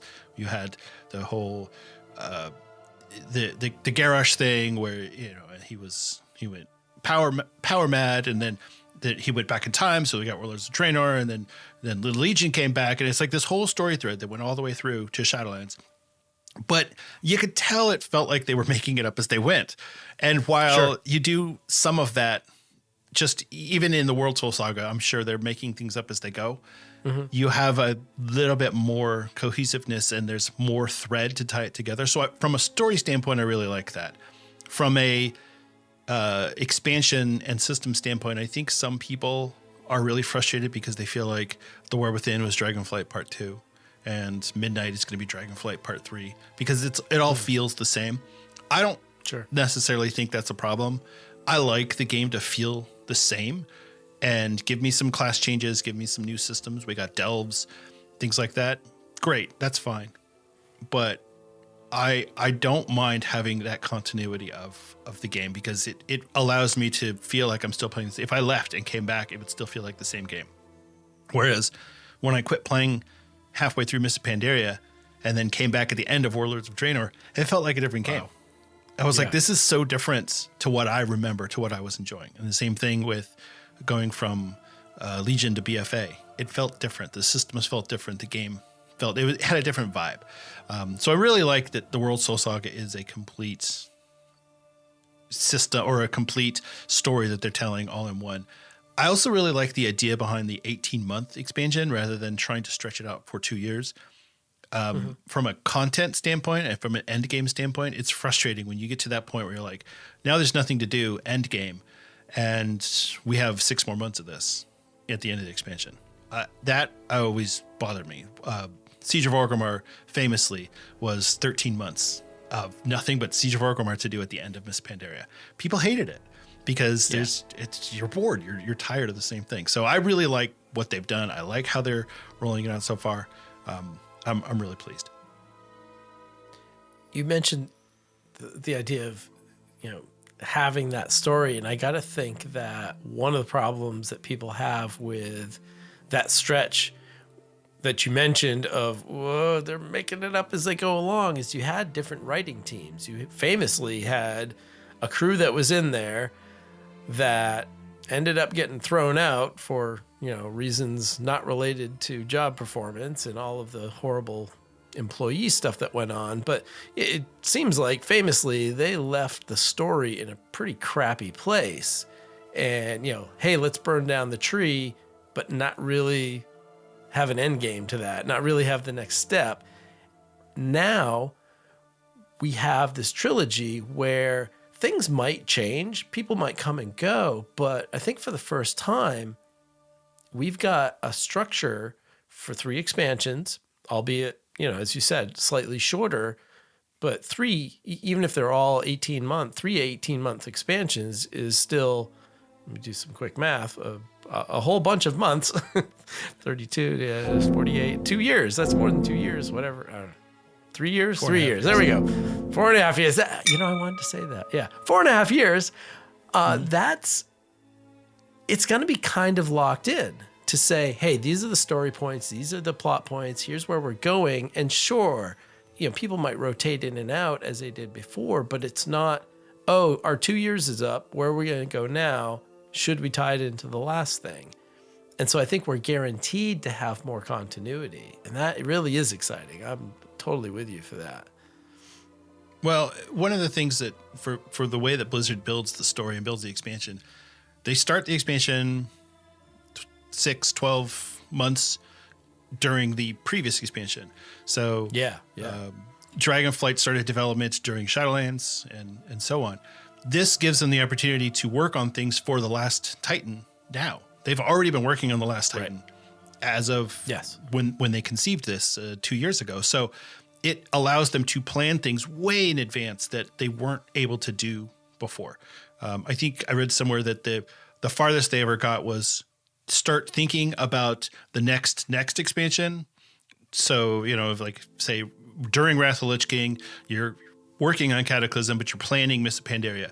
Instead of just planning, they're already working on it. So that to me is a really good thing because we don't run into these situations where we're like, well, this feels disjointed. This feels odd. Any idea? And have you had thoughts? Where does the story go after the Last Titan? Not that we even know necessarily how that all ends up, but it does feel like, okay, story over. That's going to be an inflection point. You have any inklings, any wishes of what happens in, what is it, 14.0? I really hope that we have a back to basics expansion. I want to go get oat for Old Blanchy. Not exactly that, but that vibe. Yeah. You know, we're helping the farmers out. When we do those sorts of quests now, it's always in a story. Like if you did the Arathi Highlands storyline that we just got a couple of patches ago, it felt rushed and hurried because we're just trying to get to the end of this story. One of the things that I like about Classic is that it allows you to just sit in that moment and say, here's what I'm doing right now. Not, okay, I'm doing this really quickly so I can get to the next thing. No, I'm just doing this. This is what I'm doing. I'm hoping that we can get back to some of that. That might be a little bit of false hope because the internet is a different place now than it was back in 2004. But certainly I think that we can have a more grounded story. We don't always need to be the champion. We don't always need to be the main hero of the story. Sometimes we could just be the adventurer that's out doing things. And yes, now we have a house, but you know, I'd like to be able to say, okay, well, this is where we're taking it to a more grounded place. That's a good transition because I wanted to ask you, explain the hold that Classic has on you. Like, what do you love about Classic? What keeps you coming back? I know on your show, Azeroth United, you're as likely to dive into Classic as you are retail. And I think that's great. What is it that keeps you coming back to that world? So I like to describe it this way. Every now and then, I'll get a feeling that I want to go back and play the original Legend of Zelda. The original NES, the one where you're looking at, it's dangerous to go alone, take this, you know, like the OG Legend. And I'll sit down and I'll play through the whole thing. Maybe not in one setting, but I will go through the entire thing, the first quest and the second quest. I'll do it all. And then I'm good. I'm done. I've done it. And maybe I'll come back to it in a couple of years. I'll do it again. But that feeling, that nostalgia, it hits me somewhere. And in that moment, I'm not me, an almost 50-year-old man. I'm that 11-year-old kid playing in the family room on the Nintendo that my grandma just bought for us. You know, that feeling, and it gives me that comfort and that joy. And Classic, because it's such a bigger game, I can do it in so many different ways. I can say, this time around, I'm going to level as fast as I can. This time around, I'm going to play hardcore. I started Azeroth United because I was playing hardcore, or during the time where I was playing hardcore WoW. And so my very first few episodes, I was talking about hardcore a lot because that was a very exciting thing. So there's just different ways to go about leveling. And in Classic, yes, you get to the end game and you raid and you do things, and that's exciting and that's fun. But you don't have to. Classic is a game that was almost built for, I'm just going to level up and do stuff, and I'm going to go do some quests in Stranglethorn Vale tonight. Not, I'm going to burn through 15 levels tonight. And that, to me, is the appeal of Classic. It slows everything down. It gives you the ability to sit and live in those moments where you go, here's what I'm doing. I'm killing, or I'm hunting tigers for Hemet Nessingwary, or I'm helping out the farmers in Westfall, or whatever it is that you're doing. That, to me, is what gives Classic such a comfortable feel. Now, is the gameplay in Classic kind of boring and kind of bad? Yes, it is. You know, in all reality, sitting and auto attacking a mob, and then every 6 seconds you get your ability that you can use, push a button, and then you sit and wait 6 more seconds, push the button again. Yeah, okay, so it's not the most thrilling gameplay, but it's not about the gameplay necessarily. That's part of it is just your character. You're literally playing a role-playing game. WoW at its core is a role-playing game, but in modern World of Warcraft, in a lot of ways, it doesn't feel like that. It feels like you're just watching a story unfold. It doesn't feel like you're part of the story. Even though they include your character in cinematics, it doesn't feel like I'm part of that story. So while I still love playing modern WoW and I still enjoy the game in its current iteration, there's something that draws me back to Classic to keep me involved in that and keep me as part of that story. And it's not, oh, the raids were so good or so much better. It's not about that. Yes, having a 40-player raid is something that people nowadays don't get to experience. And it was something special.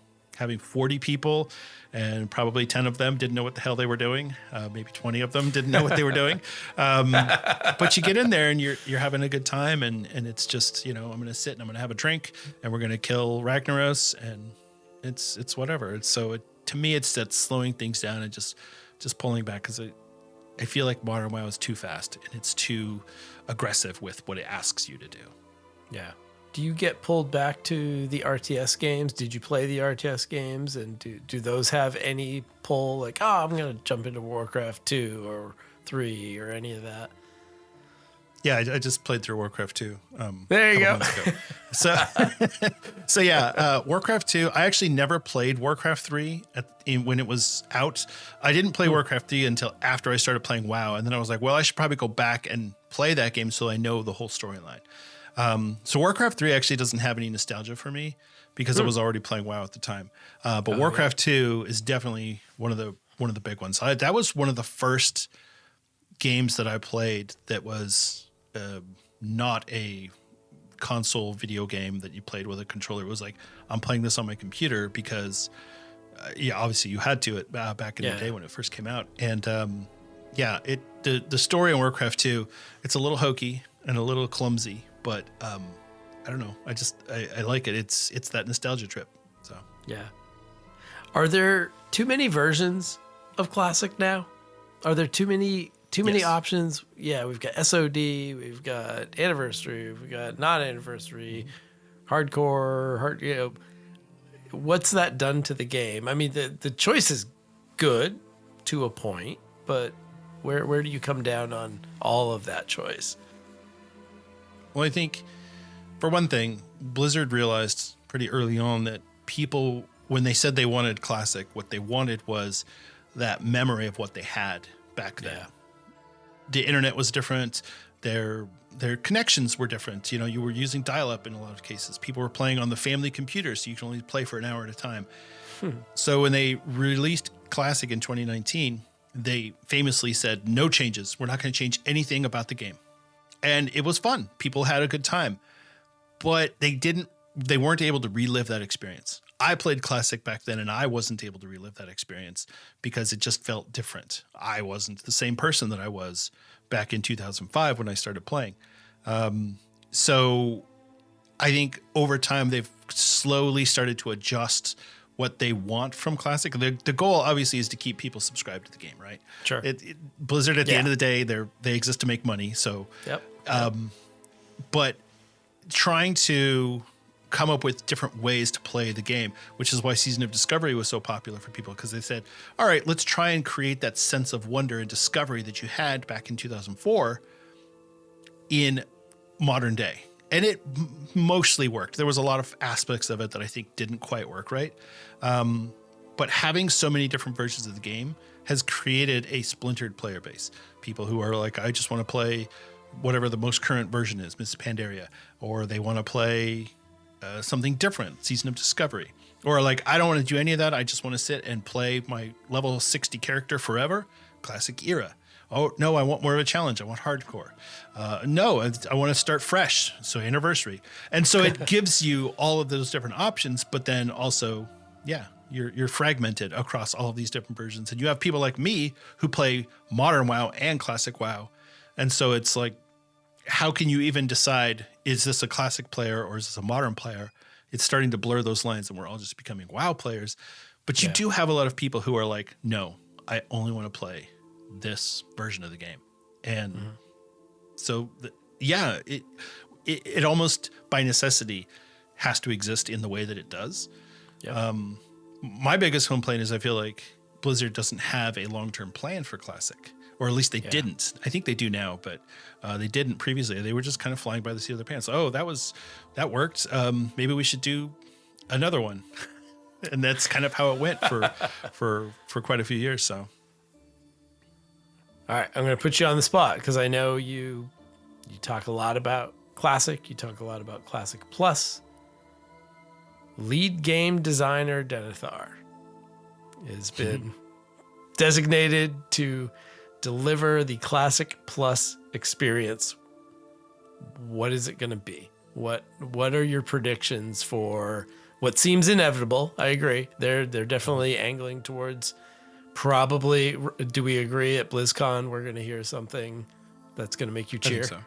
Yeah. So what do you think? I guess two questions because they're different. What do you think they're going to announce? Also, if you were in charge, what would you announce? What would you be delivering?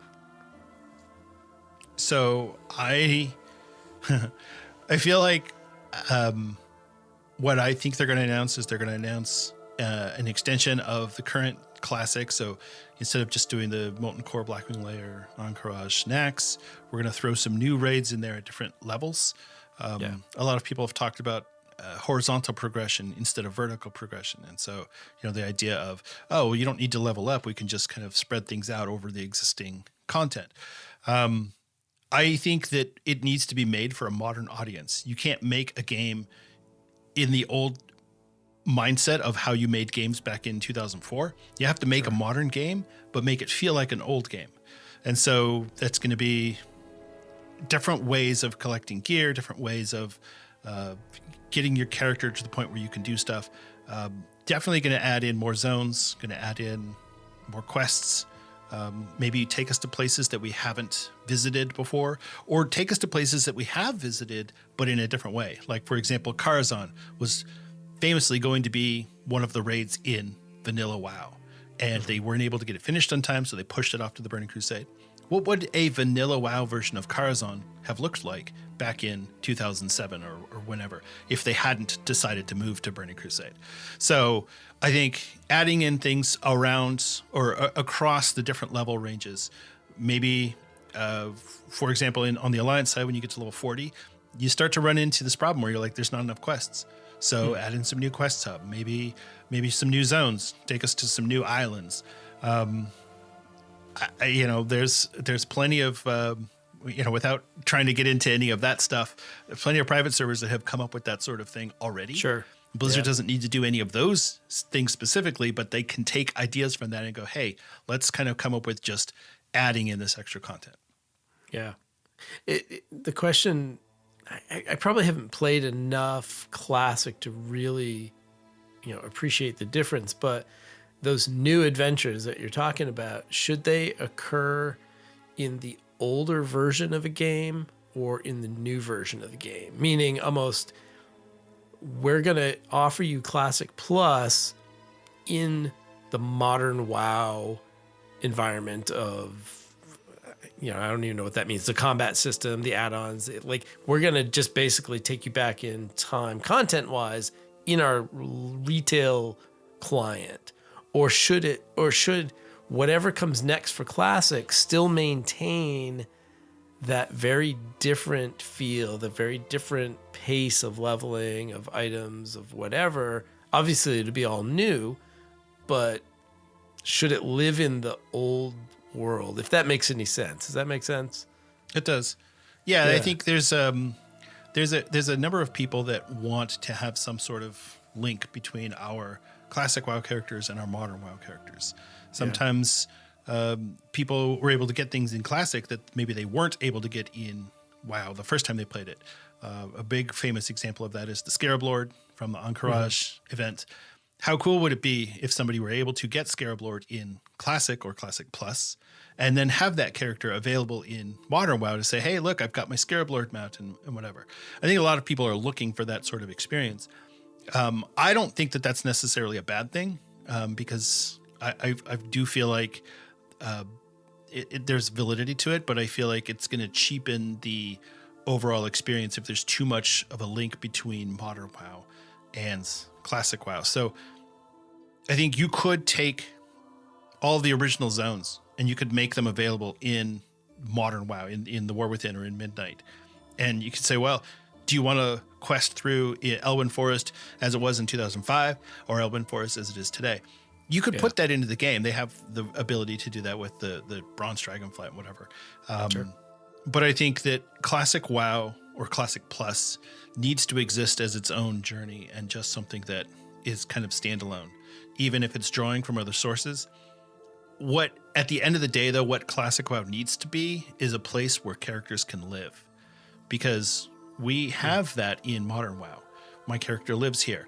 And even if, okay, this expansion is done and you move on to the next expansion, there's that sense of continuation, of persistence that you don't get in Classic WoW. People are frustrated because they feel like Mists of Pandaria is going to end, and we don't know if we're going to move on to Warlords of Draenor, or if they're just going to end the servers, or what's going to happen. That uncertainty, we already have enough uncertainty in life, IRL. We don't need that in the video game as well. So true. You know, maybe we've all been thinking about things a little bit wrong, because as you said that, I thought WoW 2.0 is classic. Like the 2.0 that everyone always keeps yearning for, maybe it's actually behind us. Maybe it's actually looking back and rediscovering and going in those new directions. Because I think we all should admit there is not ever going to be a 2.0 World of Warcraft retail where they say, yep, WoW 1 is dead. Please switch over to that thing. There's too much of a hurdle there.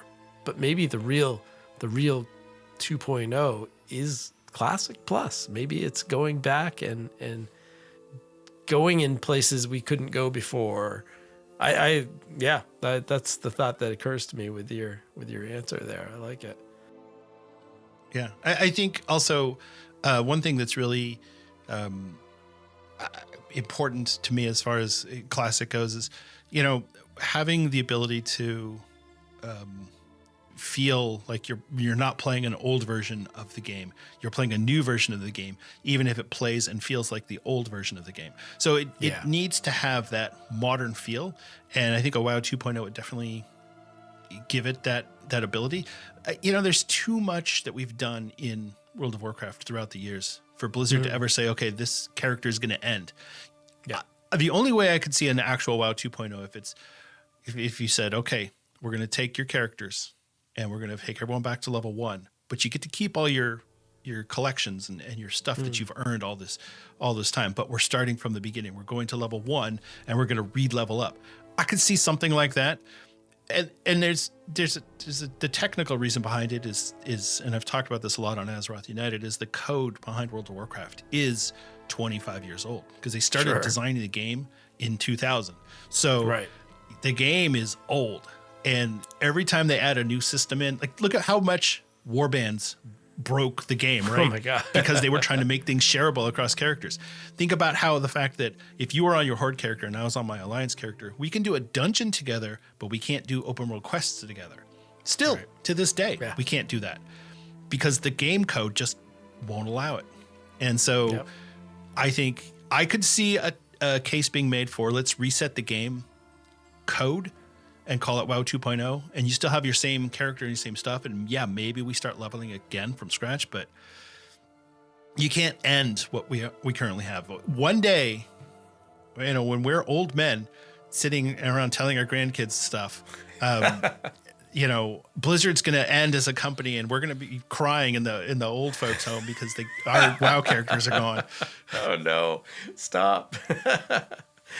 That's horrible. I don't like that. Taking you back to Burning Crusade for a moment, I would like you to explain how you got to the wrong answer of not liking the Blood Elf starting zone of Eversong Woods. Tell me why you're wrong. Okay, so here's the deal.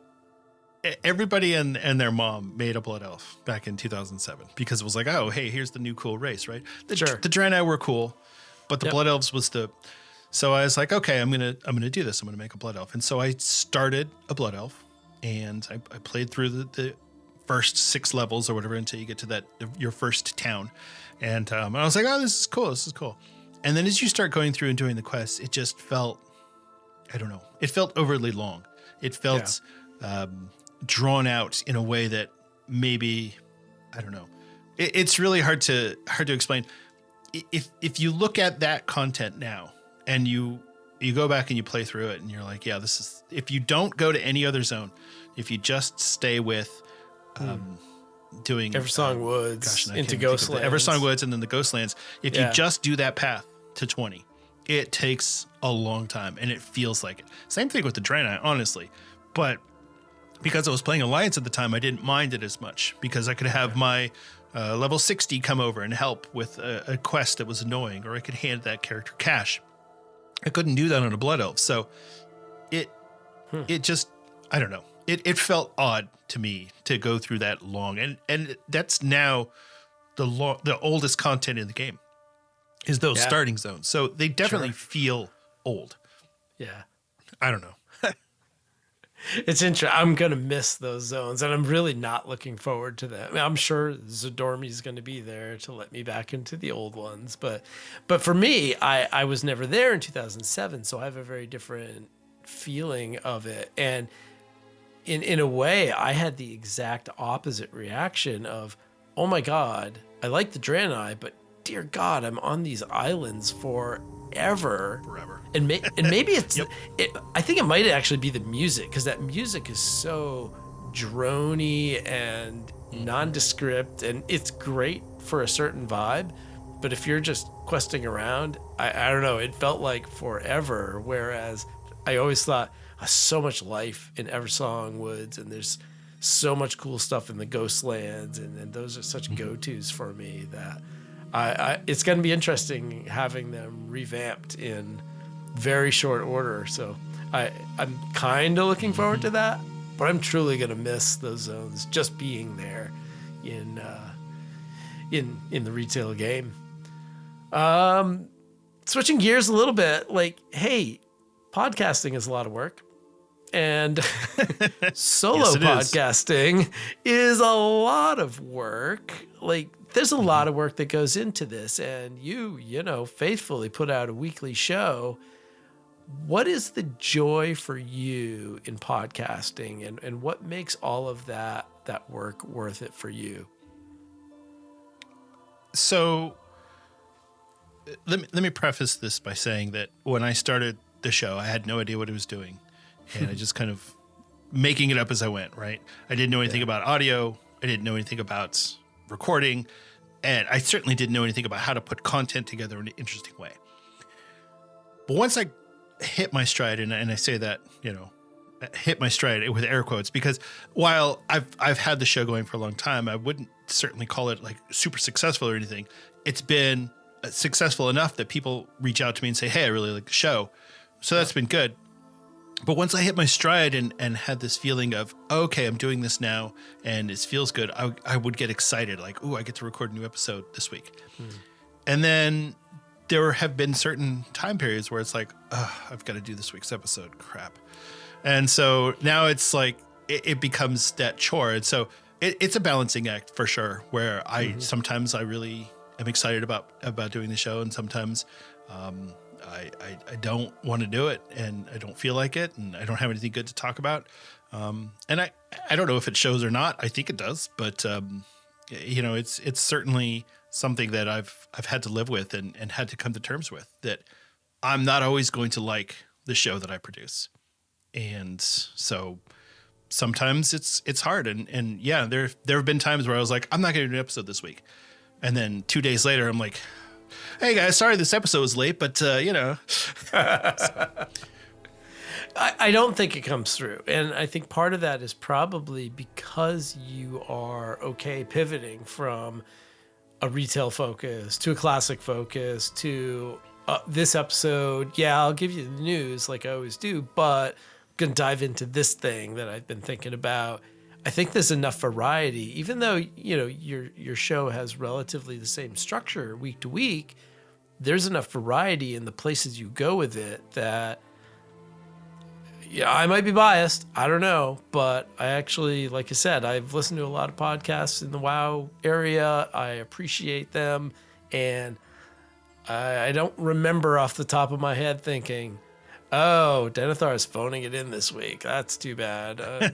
Nope. I really think you do manage to put a thing out there. And, you know, as people listening to this podcast know, and I think hopefully appreciate, the word schedule does not appear in my vocabulary. So, you know, I have the absolute utmost respect for you saying, yeah, no, the week has come. I got to get a thing out. And even on those times where you're like, and isn't that life? Oh man, I got stuff, I'm busy, or my head's not in the right place, or the IRL stuff, whatever. And yet you're still putting out that content. And again, it doesn't feel phoned in. I'm not getting a 30-minute episode in which you just list the world boss and call it good. So kudos to you for doing that.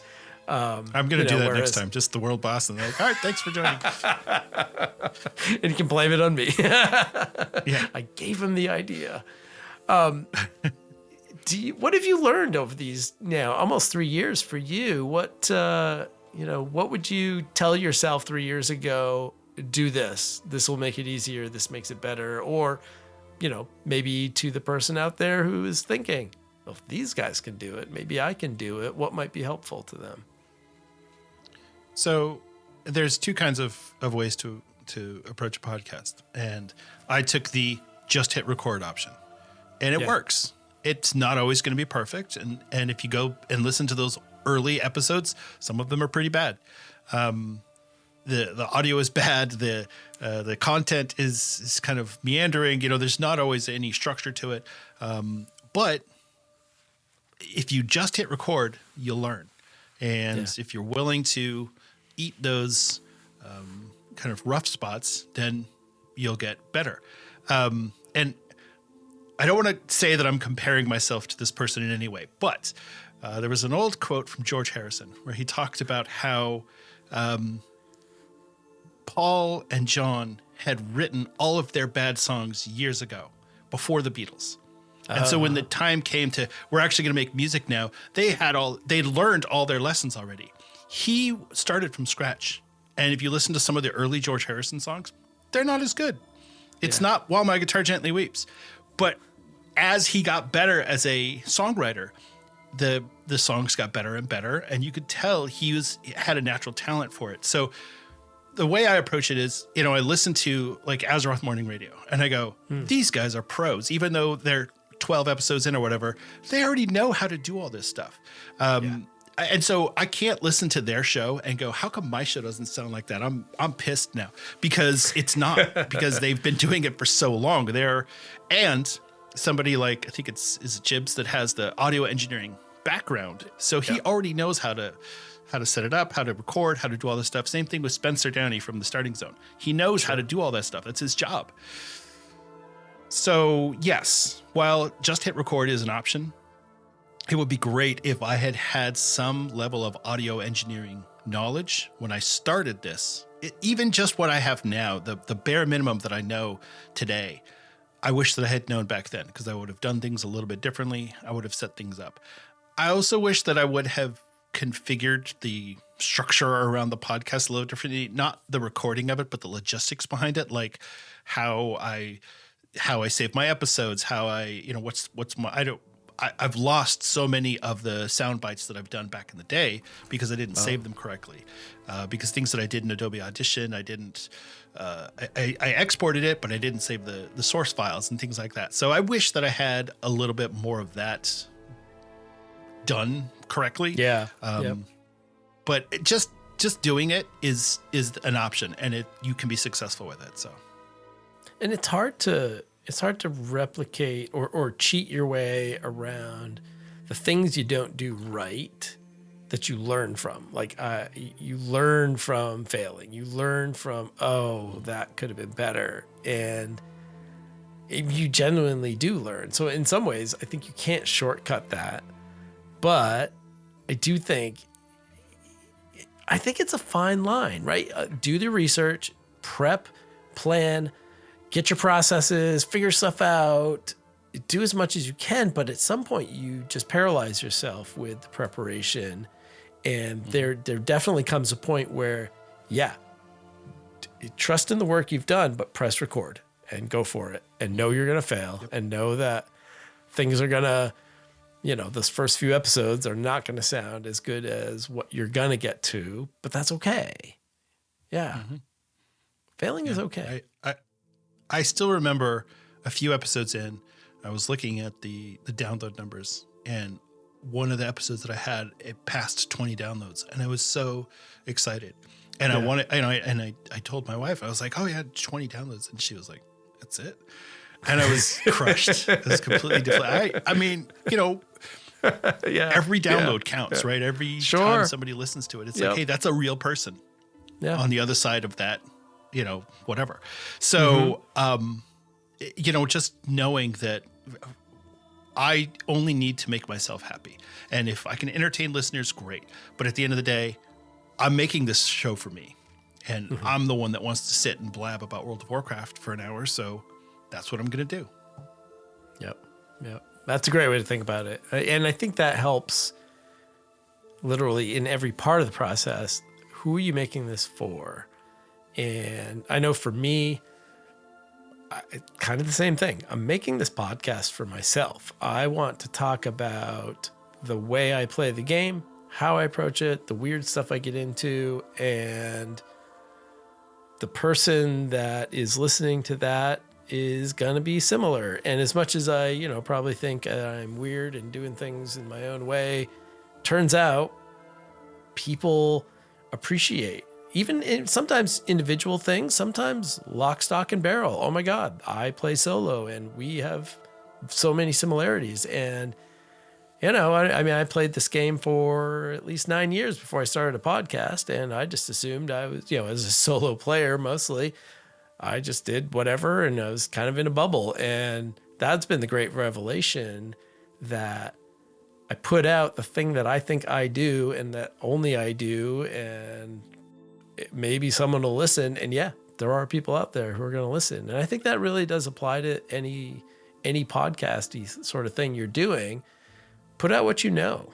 It's a big world out there. People are going to find meaning in it. And that can be the great leap of faith, right? We're talking into a microphone and recording it and putting it out into the world and going, oh, okay, I hope something happens. But that leap of faith, you're going to find people out there. So yeah, I don't know. It's kind of magic, isn't it? It is. And I have to say that, it's like for you, one of the things that I really love about solo queue, even though I don't play the game the same way that you do, it's a matter of listening to your buddy talk about WoW for 2 hours or whatever it is. And that's the cool thing. It's like, I feel very strongly that part of podcasting is about passing a certain vibe check. And, whatever vibe you're in the mood for, if I want something, chaos and raunchy, maybe I'm going to listen to Thrall's Balls. But if I want just, almost business-like precision, I'm going to listen to The Starting Zone. And it's just whatever your vibe is. And so being able to hang out with you for 2 hours once a month, it's cool. Because it's like, okay, but maybe we can't hang out in person, but I can listen to you and you can listen to me. And, it just, to me, that's a big part of it is whatever your vibe is. And you don't have to be yourself. Some people say, oh, just be yourself. You don't have to. You could be a character if you choose to. Yeah. But whatever it is, you have to be genuine to whatever you've decided. If you want to play a character, do it, but do it. Go all in and do that. Like the Azeroth Morning Radio guys, they're playing the goblin characters and they go all in and they don't hold back at all. And that's one of the things that makes that show so entertaining. So I think a big part of it is just what's the vibe of the show? It doesn't even matter what it is you're talking about. You create this environment where it's like this soothing listen to your cool friend who's like, hey, check out all the stuff that I did last week. Oh, how cool. And that's, to me, that's really what makes, especially WoW podcasting, and in particular as a solo podcaster, so entertaining, is that you're just checking in with your friend. Yeah. Wow. That's a really good way to put it. And, WoW has millions of players playing. How many? I don't know. It goes up, it goes down, whatever. But millions of people means somebody else is playing kind of like you. And so somebody else out there is going to get that. Yeah. Hey, luckily, the idea that, oh, well, I can't hang out in real life, but can listen. Well, only a few more listens and we'll get to hang out in real life at BlizzCon. That's true. I'm looking forward to that. I'm very excited. Yeah. Well, all right. It is time for the lightning round, where I famously will ask really brief questions, and then we will probably talk far too long about the answers, but that's okay. First question. Do you have a favorite NPC in the game? I mean, if I'm just picking of any NPC at all, I'd have to go with Varian Wren. He's absolute, hands down, just one of the coolest characters that they've ever put in the game. And I man cried when he died in Legion. So, yeah. Yeah. I feel like I missed out because I was relatively new. Legion was the first launch I participated in. I was like, oh, that guy got vaporized. That sucks. I didn't have that context where now I do. And now, you know, I'm a bit of a softie. I can go back and watch that at any time and feel horrible, but I didn't have it at that time. And so, yeah, that's a good one. Potentially related question. Do you have a favorite NPC voice line? Something like a "you're not prepared" or merely a setback or something that rings in your head. Every time you hear it, you're like, oh, yeah. I mean, there's just so many to choose from. Yeah. One that I recently have really enjoyed is the Drakthir in what is it, Algathar Academy, where they're talking about playing ball or whatever, and he's explaining to you how the game works. And then he's like, "Where did these birds come from?" I'll say that just in my life. If we're out, if my wife and I are out, and there's a bunch of birds, I'll say that. Where did these birds come from? And she gets it 'cause she plays WoW. So that's awesome.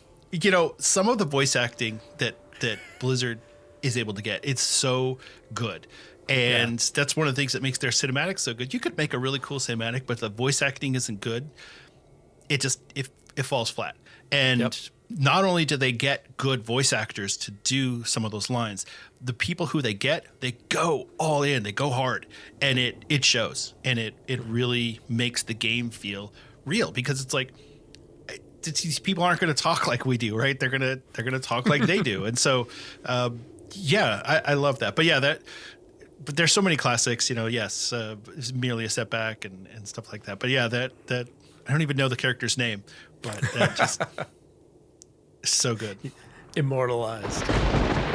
What is the most annoying class? Rogue. There you go. Hands down.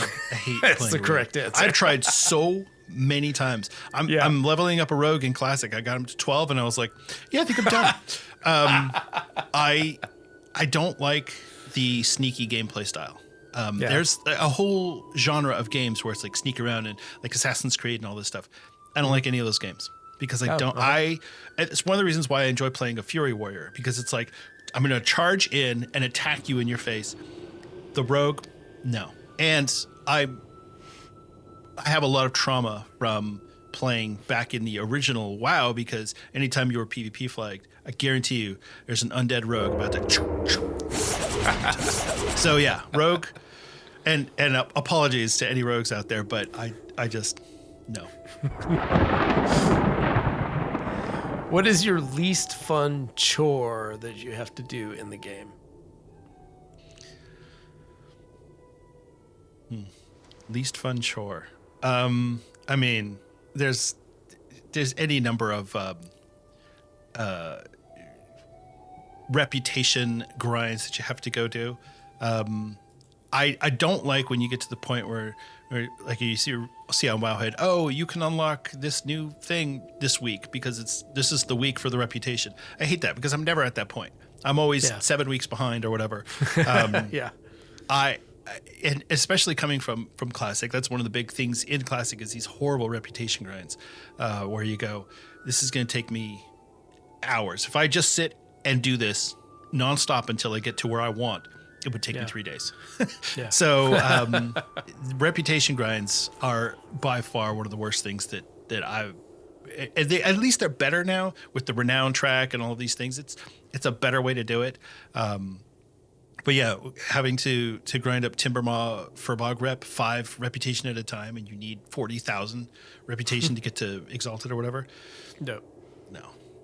Yeah. Well, what's worse, doing those classic grinds or doing all 4 different, cartel reps inside of Undermine, all separate of each other, right?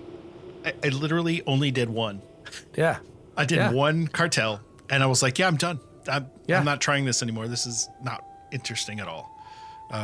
I don't know who came up with that idea, but it was bad. I hate them. If you could have any product, brand, person, or thing sponsor Azeroth United, what would it be? Your choice. I mean, is solo queue an option? And it would just, go with that. I would gladly sponsor you. Hey, there we go. I think, if it's like, hey, I'm trying to just get recognition, then obviously Wowhead is going to be a big one. Raider.io, the big websites, sure, that'd be great. But if it's like, no, there's a person that's really loves your show and they want to give you some money to help you, build out do all your stuff. Henry Cavill is a WoW player. He can sponsor you. That'd be fine. You can come over and hang out. I'm down with that. I'm gonna go with Mila Kunis if we're going with actors and actresses. There we go. There you go. That works too. If we're doing a draft right now, just saying. Yep. Nope. Fine. For me, the one that always gets me is I get during the pandemic, we're all whatever sitting at our houses doing our things. And my wife and I decided, okay, great. If we're stuck here, we're just going to buy a bunch of stuff and make this kind of like a resort. And one of the things we bought was a solo stove, the little kind of fire pit, stainless steel, whatever, super efficient, fun. They work great, by the way. Solo stove, if you're listening. Absolutely fantastic product. We bought all sorts of things, add-ons to it. Great. And so, of course, I always get emails. And every time I'm looking at my email and I get something from Solo Stove, I always think that it's something for Solo Q. And then I think, God, wouldn't it be great if Solo Stove sponsored Solo Q? I would love that. That needs to happen now. So I'm saying. I'm going to email them after this. Okay. What is the best PvP experience or format or, I don't know, activity? Like, I don't do PvP. If you said, hey, this is the best thing, you should try this, what is it? Well, for somebody who doesn't PvP, Comp Stomp is definitely the way to go because it's PvP, but you're not actually doing PvP. You're playing against dumb AI characters. Think like your follower dungeon NPCs, but doing PvP against them instead, right? Those guys carry me. They carry me. Let's just be fair. Okay. But as far as PvP goes, I did a lot of PvP back in the old days. And just doing a battlegrounds, to me, I feel like Blizzard has kind of gotten away from promoting those as much as they used to. It's all about arena and you get like the rated battlegrounds and stuff like that. But I don't like arena. I've done it before and it's fine, but it's not really my speed. And rated battlegrounds, it's too stressful because everybody's so intense and you've got to, we're getting scored on this. No, I like to be able to just chill, go into a battleground and, oh, look, there's a warlock here. Poop. You got him. Or, oh, they got me. Dang it. And then you res and you run back and you do it again. That feeling is good. It's when it becomes that pressure that I don't like PvP, the stress. Or you go in there and it's like, oh, there's a group of Horde and they all have the same guild name, right? So they're coordinated and they're all on Discord and they're kicking your butt. And yeah. So, but just a regular battleground to me, if you would just want to go and experience PvP, that's a good way to do it. But if you're hesitant about PvP, to me, Comp Stomp or Proving Grounds or whatever it's going to be called, Training Grounds. I think it's Training Grounds. I think that they're changing the name to. I think that's the way to go. All right, this might be the hardest lightning round question I've ever come up with as I think about it.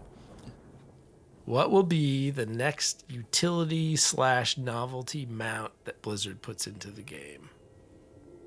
Thinking along the lines of the Brutosaur and all that sort of stuff. What's next?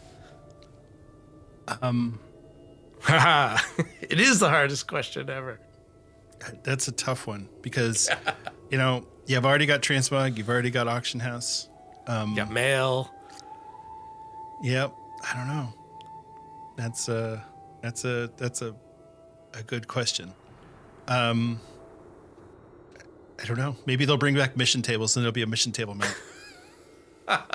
You know what I want is I want the mission tables back on my phone. Yes. Although a mount would be pretty good. That's a pretty good answer, actually. I like that a lot. But still, I want it back on my phone. I gotta check my missions real quick. Hold on. Yeah. Bard class in WoW, will it happen? And should it happen? I don't think it's going to happen. I think Blizzard shot themselves in the foot with support specs with the Augmentation Evoker. I personally think that Augmentation needs to switch and become a tank spec instead of trying to make it work as a support spec. They just make it a tank and call it a day. I don't think WoW has a place for support. I felt like if they wanted to do support specs, what they should do is they should retool healers to be a support healer instead of a pure healer. How many times have you heard about healers who say, well, I don't want to have to heal and DPS or things are too complicated. What if you could buff your team and keep them alive? That feels more like a healer role than it is a DPS role. So if Blizzard were to do something like that, then yes, I could see Bard as a healer. Absolutely. You're singing songs to encourage your team. 100% I would be on board with that. Especially after the whole Radiant song thing. Sure, let's do it. Let's make a Bard. But as the game is currently structured, it doesn't work. I don't think. It's funny, you saying that makes me think, if you step back from that sort of three pillar roles of DPS, tank, healer, if you step back away from that, isn't healing literally a support role? And that makes a lot of sense, what you said. Like, why don't you just make healing, I mean, I don't call it whatever you want, I don't really care, but isn't that the support? And so, build in support functions to healers and not make them, you don't have anyone to heal, then make sure you're chipping in blah blah blah DPS. That's interesting. I like that. Yeah, so to go back to Classic for a second, and I know this is the lightning round. So back in original WoW, like vanilla, not Classic, when everybody had the game figured out and here's how to mega optimize everything. Right. Paladins were considered a support healer. They were not a main healer. If you had a Paladin, you needed another healer to kind of... So Paladins had the 5-minute buffs. Oh, Blessing of Might, 5 minutes, 5 minutes, 5 minutes, 5 minutes, right? So like in Raid, Paladins actually were buffing more than they were doing anything else because 40 people, the buffs would run out. And in our guild and in a lot of guilds at the time, Paladins would actually stand outside of the area of the boss fight, 50, 60 yards away, and stay out of combat so that when somebody died, they could sneak to the edge and res them real quick. Oh, wow. Blizzard countered that by saying their boss will now emit a pulse that puts everyone into combat automatically, basically eliminating the ability to do that. But I always found that to be interesting, that this idea of somebody who's not doing a whole lot of healing, they're not doing a whole lot of damage, but they're supporting everyone else's ability to do stuff. That to me was fun, and one of the reasons why I leveled up my Paladin back in the old days. So, I would say that having healers as support characters, I think it would be really cool. It's just everybody who plays a healer right now would riot because, oh no, don't ruin my healer or whatever. So that is a fine line, right? You're designing a game not purely in a bubble, not like, oh no, because I think, I literally was just sitting here thinking, I think we solved it. I think this is, Blizzard should steal this idea of, the support is healing and great. And then you literally said that, and it's like, pop the bubble. Like, no. Yeah. You also have to make a game that people are going to play, are going to adjust to, because as we know, it's a 21-year-old game. So what came before is valid. Damn, I thought we had it too. Oh, well. Next time. Last question. If there is a bronze dragon timeline accident and you are permanently trapped inside of one expansion forever, which one do you hope that you are in? What one do you want to be trapped inside of? Boy, that's rough. I mean, I know the story was a little wonky, but Dragonflight was so good. The systems, everything that they put into the game. Dragonflight, to me, was some of the best times I've had playing WoW.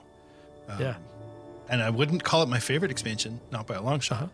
But it's certainly, if I just had to play one, there's so much ability to do things that are not Mythic Plus and Raid in Dragonflight. You had all the world events. There was all these just little areas that you go and you're like, oh, I didn't even know this was here. There's like a whole thing going on that you get to go do, and you'll get a reward out of it. Dragonflight was a really needed refresh after Shadowlands, but it did it in such a broad way that I think a lot of people were like, well, we wanted a little bit more edginess to it. And it's like, okay, I get that, but it gave such a breath of life to the game that just hadn't been there for so long. So yeah, Dragonflight. I could be wrong, and I've not thought about this until you said that, but I feel like there are so many little pockets, little hamlets, little side quests, little things that are so completely unconnected to the main storyline, even more so than the War Within.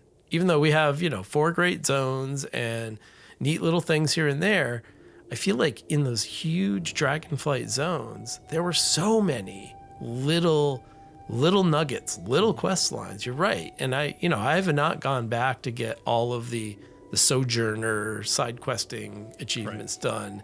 And every now and then I wander back and I do a little bit more, and I'm always amazed, like, I'm done this expansion. Now 2 expansions later, and I'm still finding little things.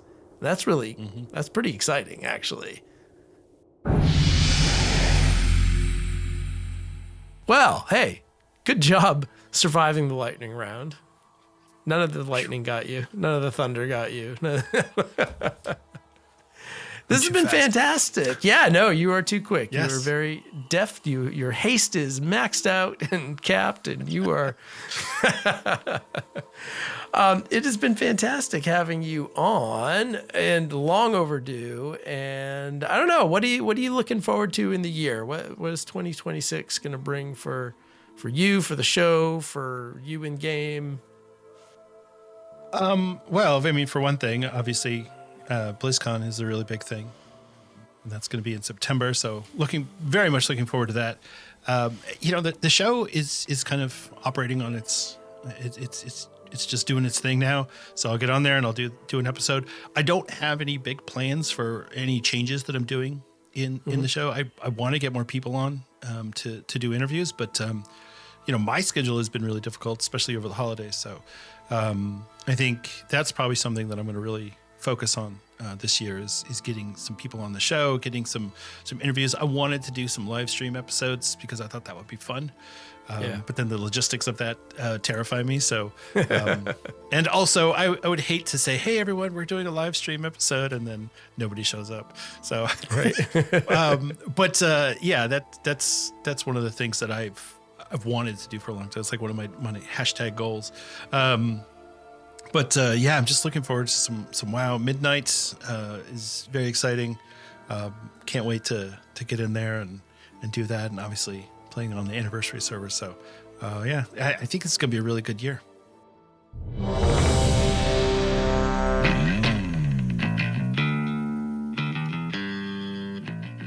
Well, looks like our time in the queue is finally up.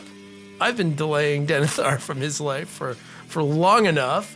Huge thanks to you for coming on the show. I don't know, what's in your immediate future in the next couple of days coming up? My wife has a list of projects that she wants to get done. So we're building a Dutch door.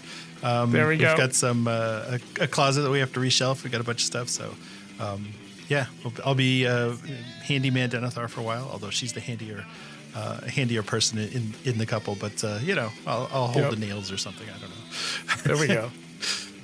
We've got a bathroom renovation that we are, as soon as I'm done, we've got to go over details and get that. So we're in the same boat. That is, yeah. Nice. Hopefully I can get into a little bit more remix between now and Monday. I don't know. We'll see. As always, all the music and sound you hear in the show is the work of the amazing people at Blizzard. Hashtag don't play muted. Come on. The music bookending the show is by my friends in the doom metal band Ogre. You should go listen to the song Colossus from the album Dawn of the Proto-Man, about a giant robot attacking the Earth. And then, hey, just go ahead and listen to the rest of the album. Why not? I want to thank everyone who made this episode possible. Certainly my brother Denethar, my lovely and supportive wife, and the good folks at Podbean who host Solo Q. Thank you to contributing Patreon supporters of Solo Q. A heartfelt thanks to Andrew, Righteous Bandy, That Sky Guy, Sin, Snake of Voldoon, John, Scott, Jeru, Raven, Greybeard, the Dwarf, Case, Pasta Matt, Marcus, and Luch. Thank you all. They all support the show at patreon.com/soloqwow. Subscribe to the show at, hey, wherever your podcast feed of choice, Apple, Spotify, whatever. Check out the show on YouTube, although you're not going to see us. It's audio only. Sorry. Unlike some people here today, I'm not making that leap to the videos. Ratings, reviews, especially on Apple or Spotify, absolutely help the show grow. The Spotify people, I don't know what Spotify people are doing right now, but the numbers on Spotify are growing, so keep those episode comments coming. It's been fun to chat with people there. Yeah, that is great. And speaking of podcasters who have made the leap to video, my friend, if there are Solo Q listeners who have somehow not heard of Azeroth United and have not heard me talk about you, how would they go about finding you and your weekly WoW podcast? They can go to our website, which is AzerothUnitedPod.com, and check that out there. It's got all of our links. It's got episodes and whatever else. Or you can check us out on Twitter. It's going to be AZU Podcast because Azeroth United Pod was too long for Twitter. Or you can reach me directly. I'm at Denethar on Twitter as well. Awesome. And in all the places, I am at Solo Q Wow, SOLOQUEUEWOW, Gmail, Blue Sky, Twitter, Facebook, Instagram, kind of Threads, and now Discord. Like I said, look for your invite, Wanderer. I don't know, you'll find us. It's going to be an open shop. Come hang out on Discord with me, with Denethar, with everybody. I don't know. I'm not sure how this is going to go. It's going to be interesting. Hey, remember to be patient on reset day. Big changes as we are stepping into the 12.0 era of the game, but there's good stuff coming on the other side of that. So hang tight. Listen to Solo Q. Listen to Azeroth United. We can talk all about it the next time we hop into the Solo Q. From me, from Denethar, take care. We love you all, and we will see you out there.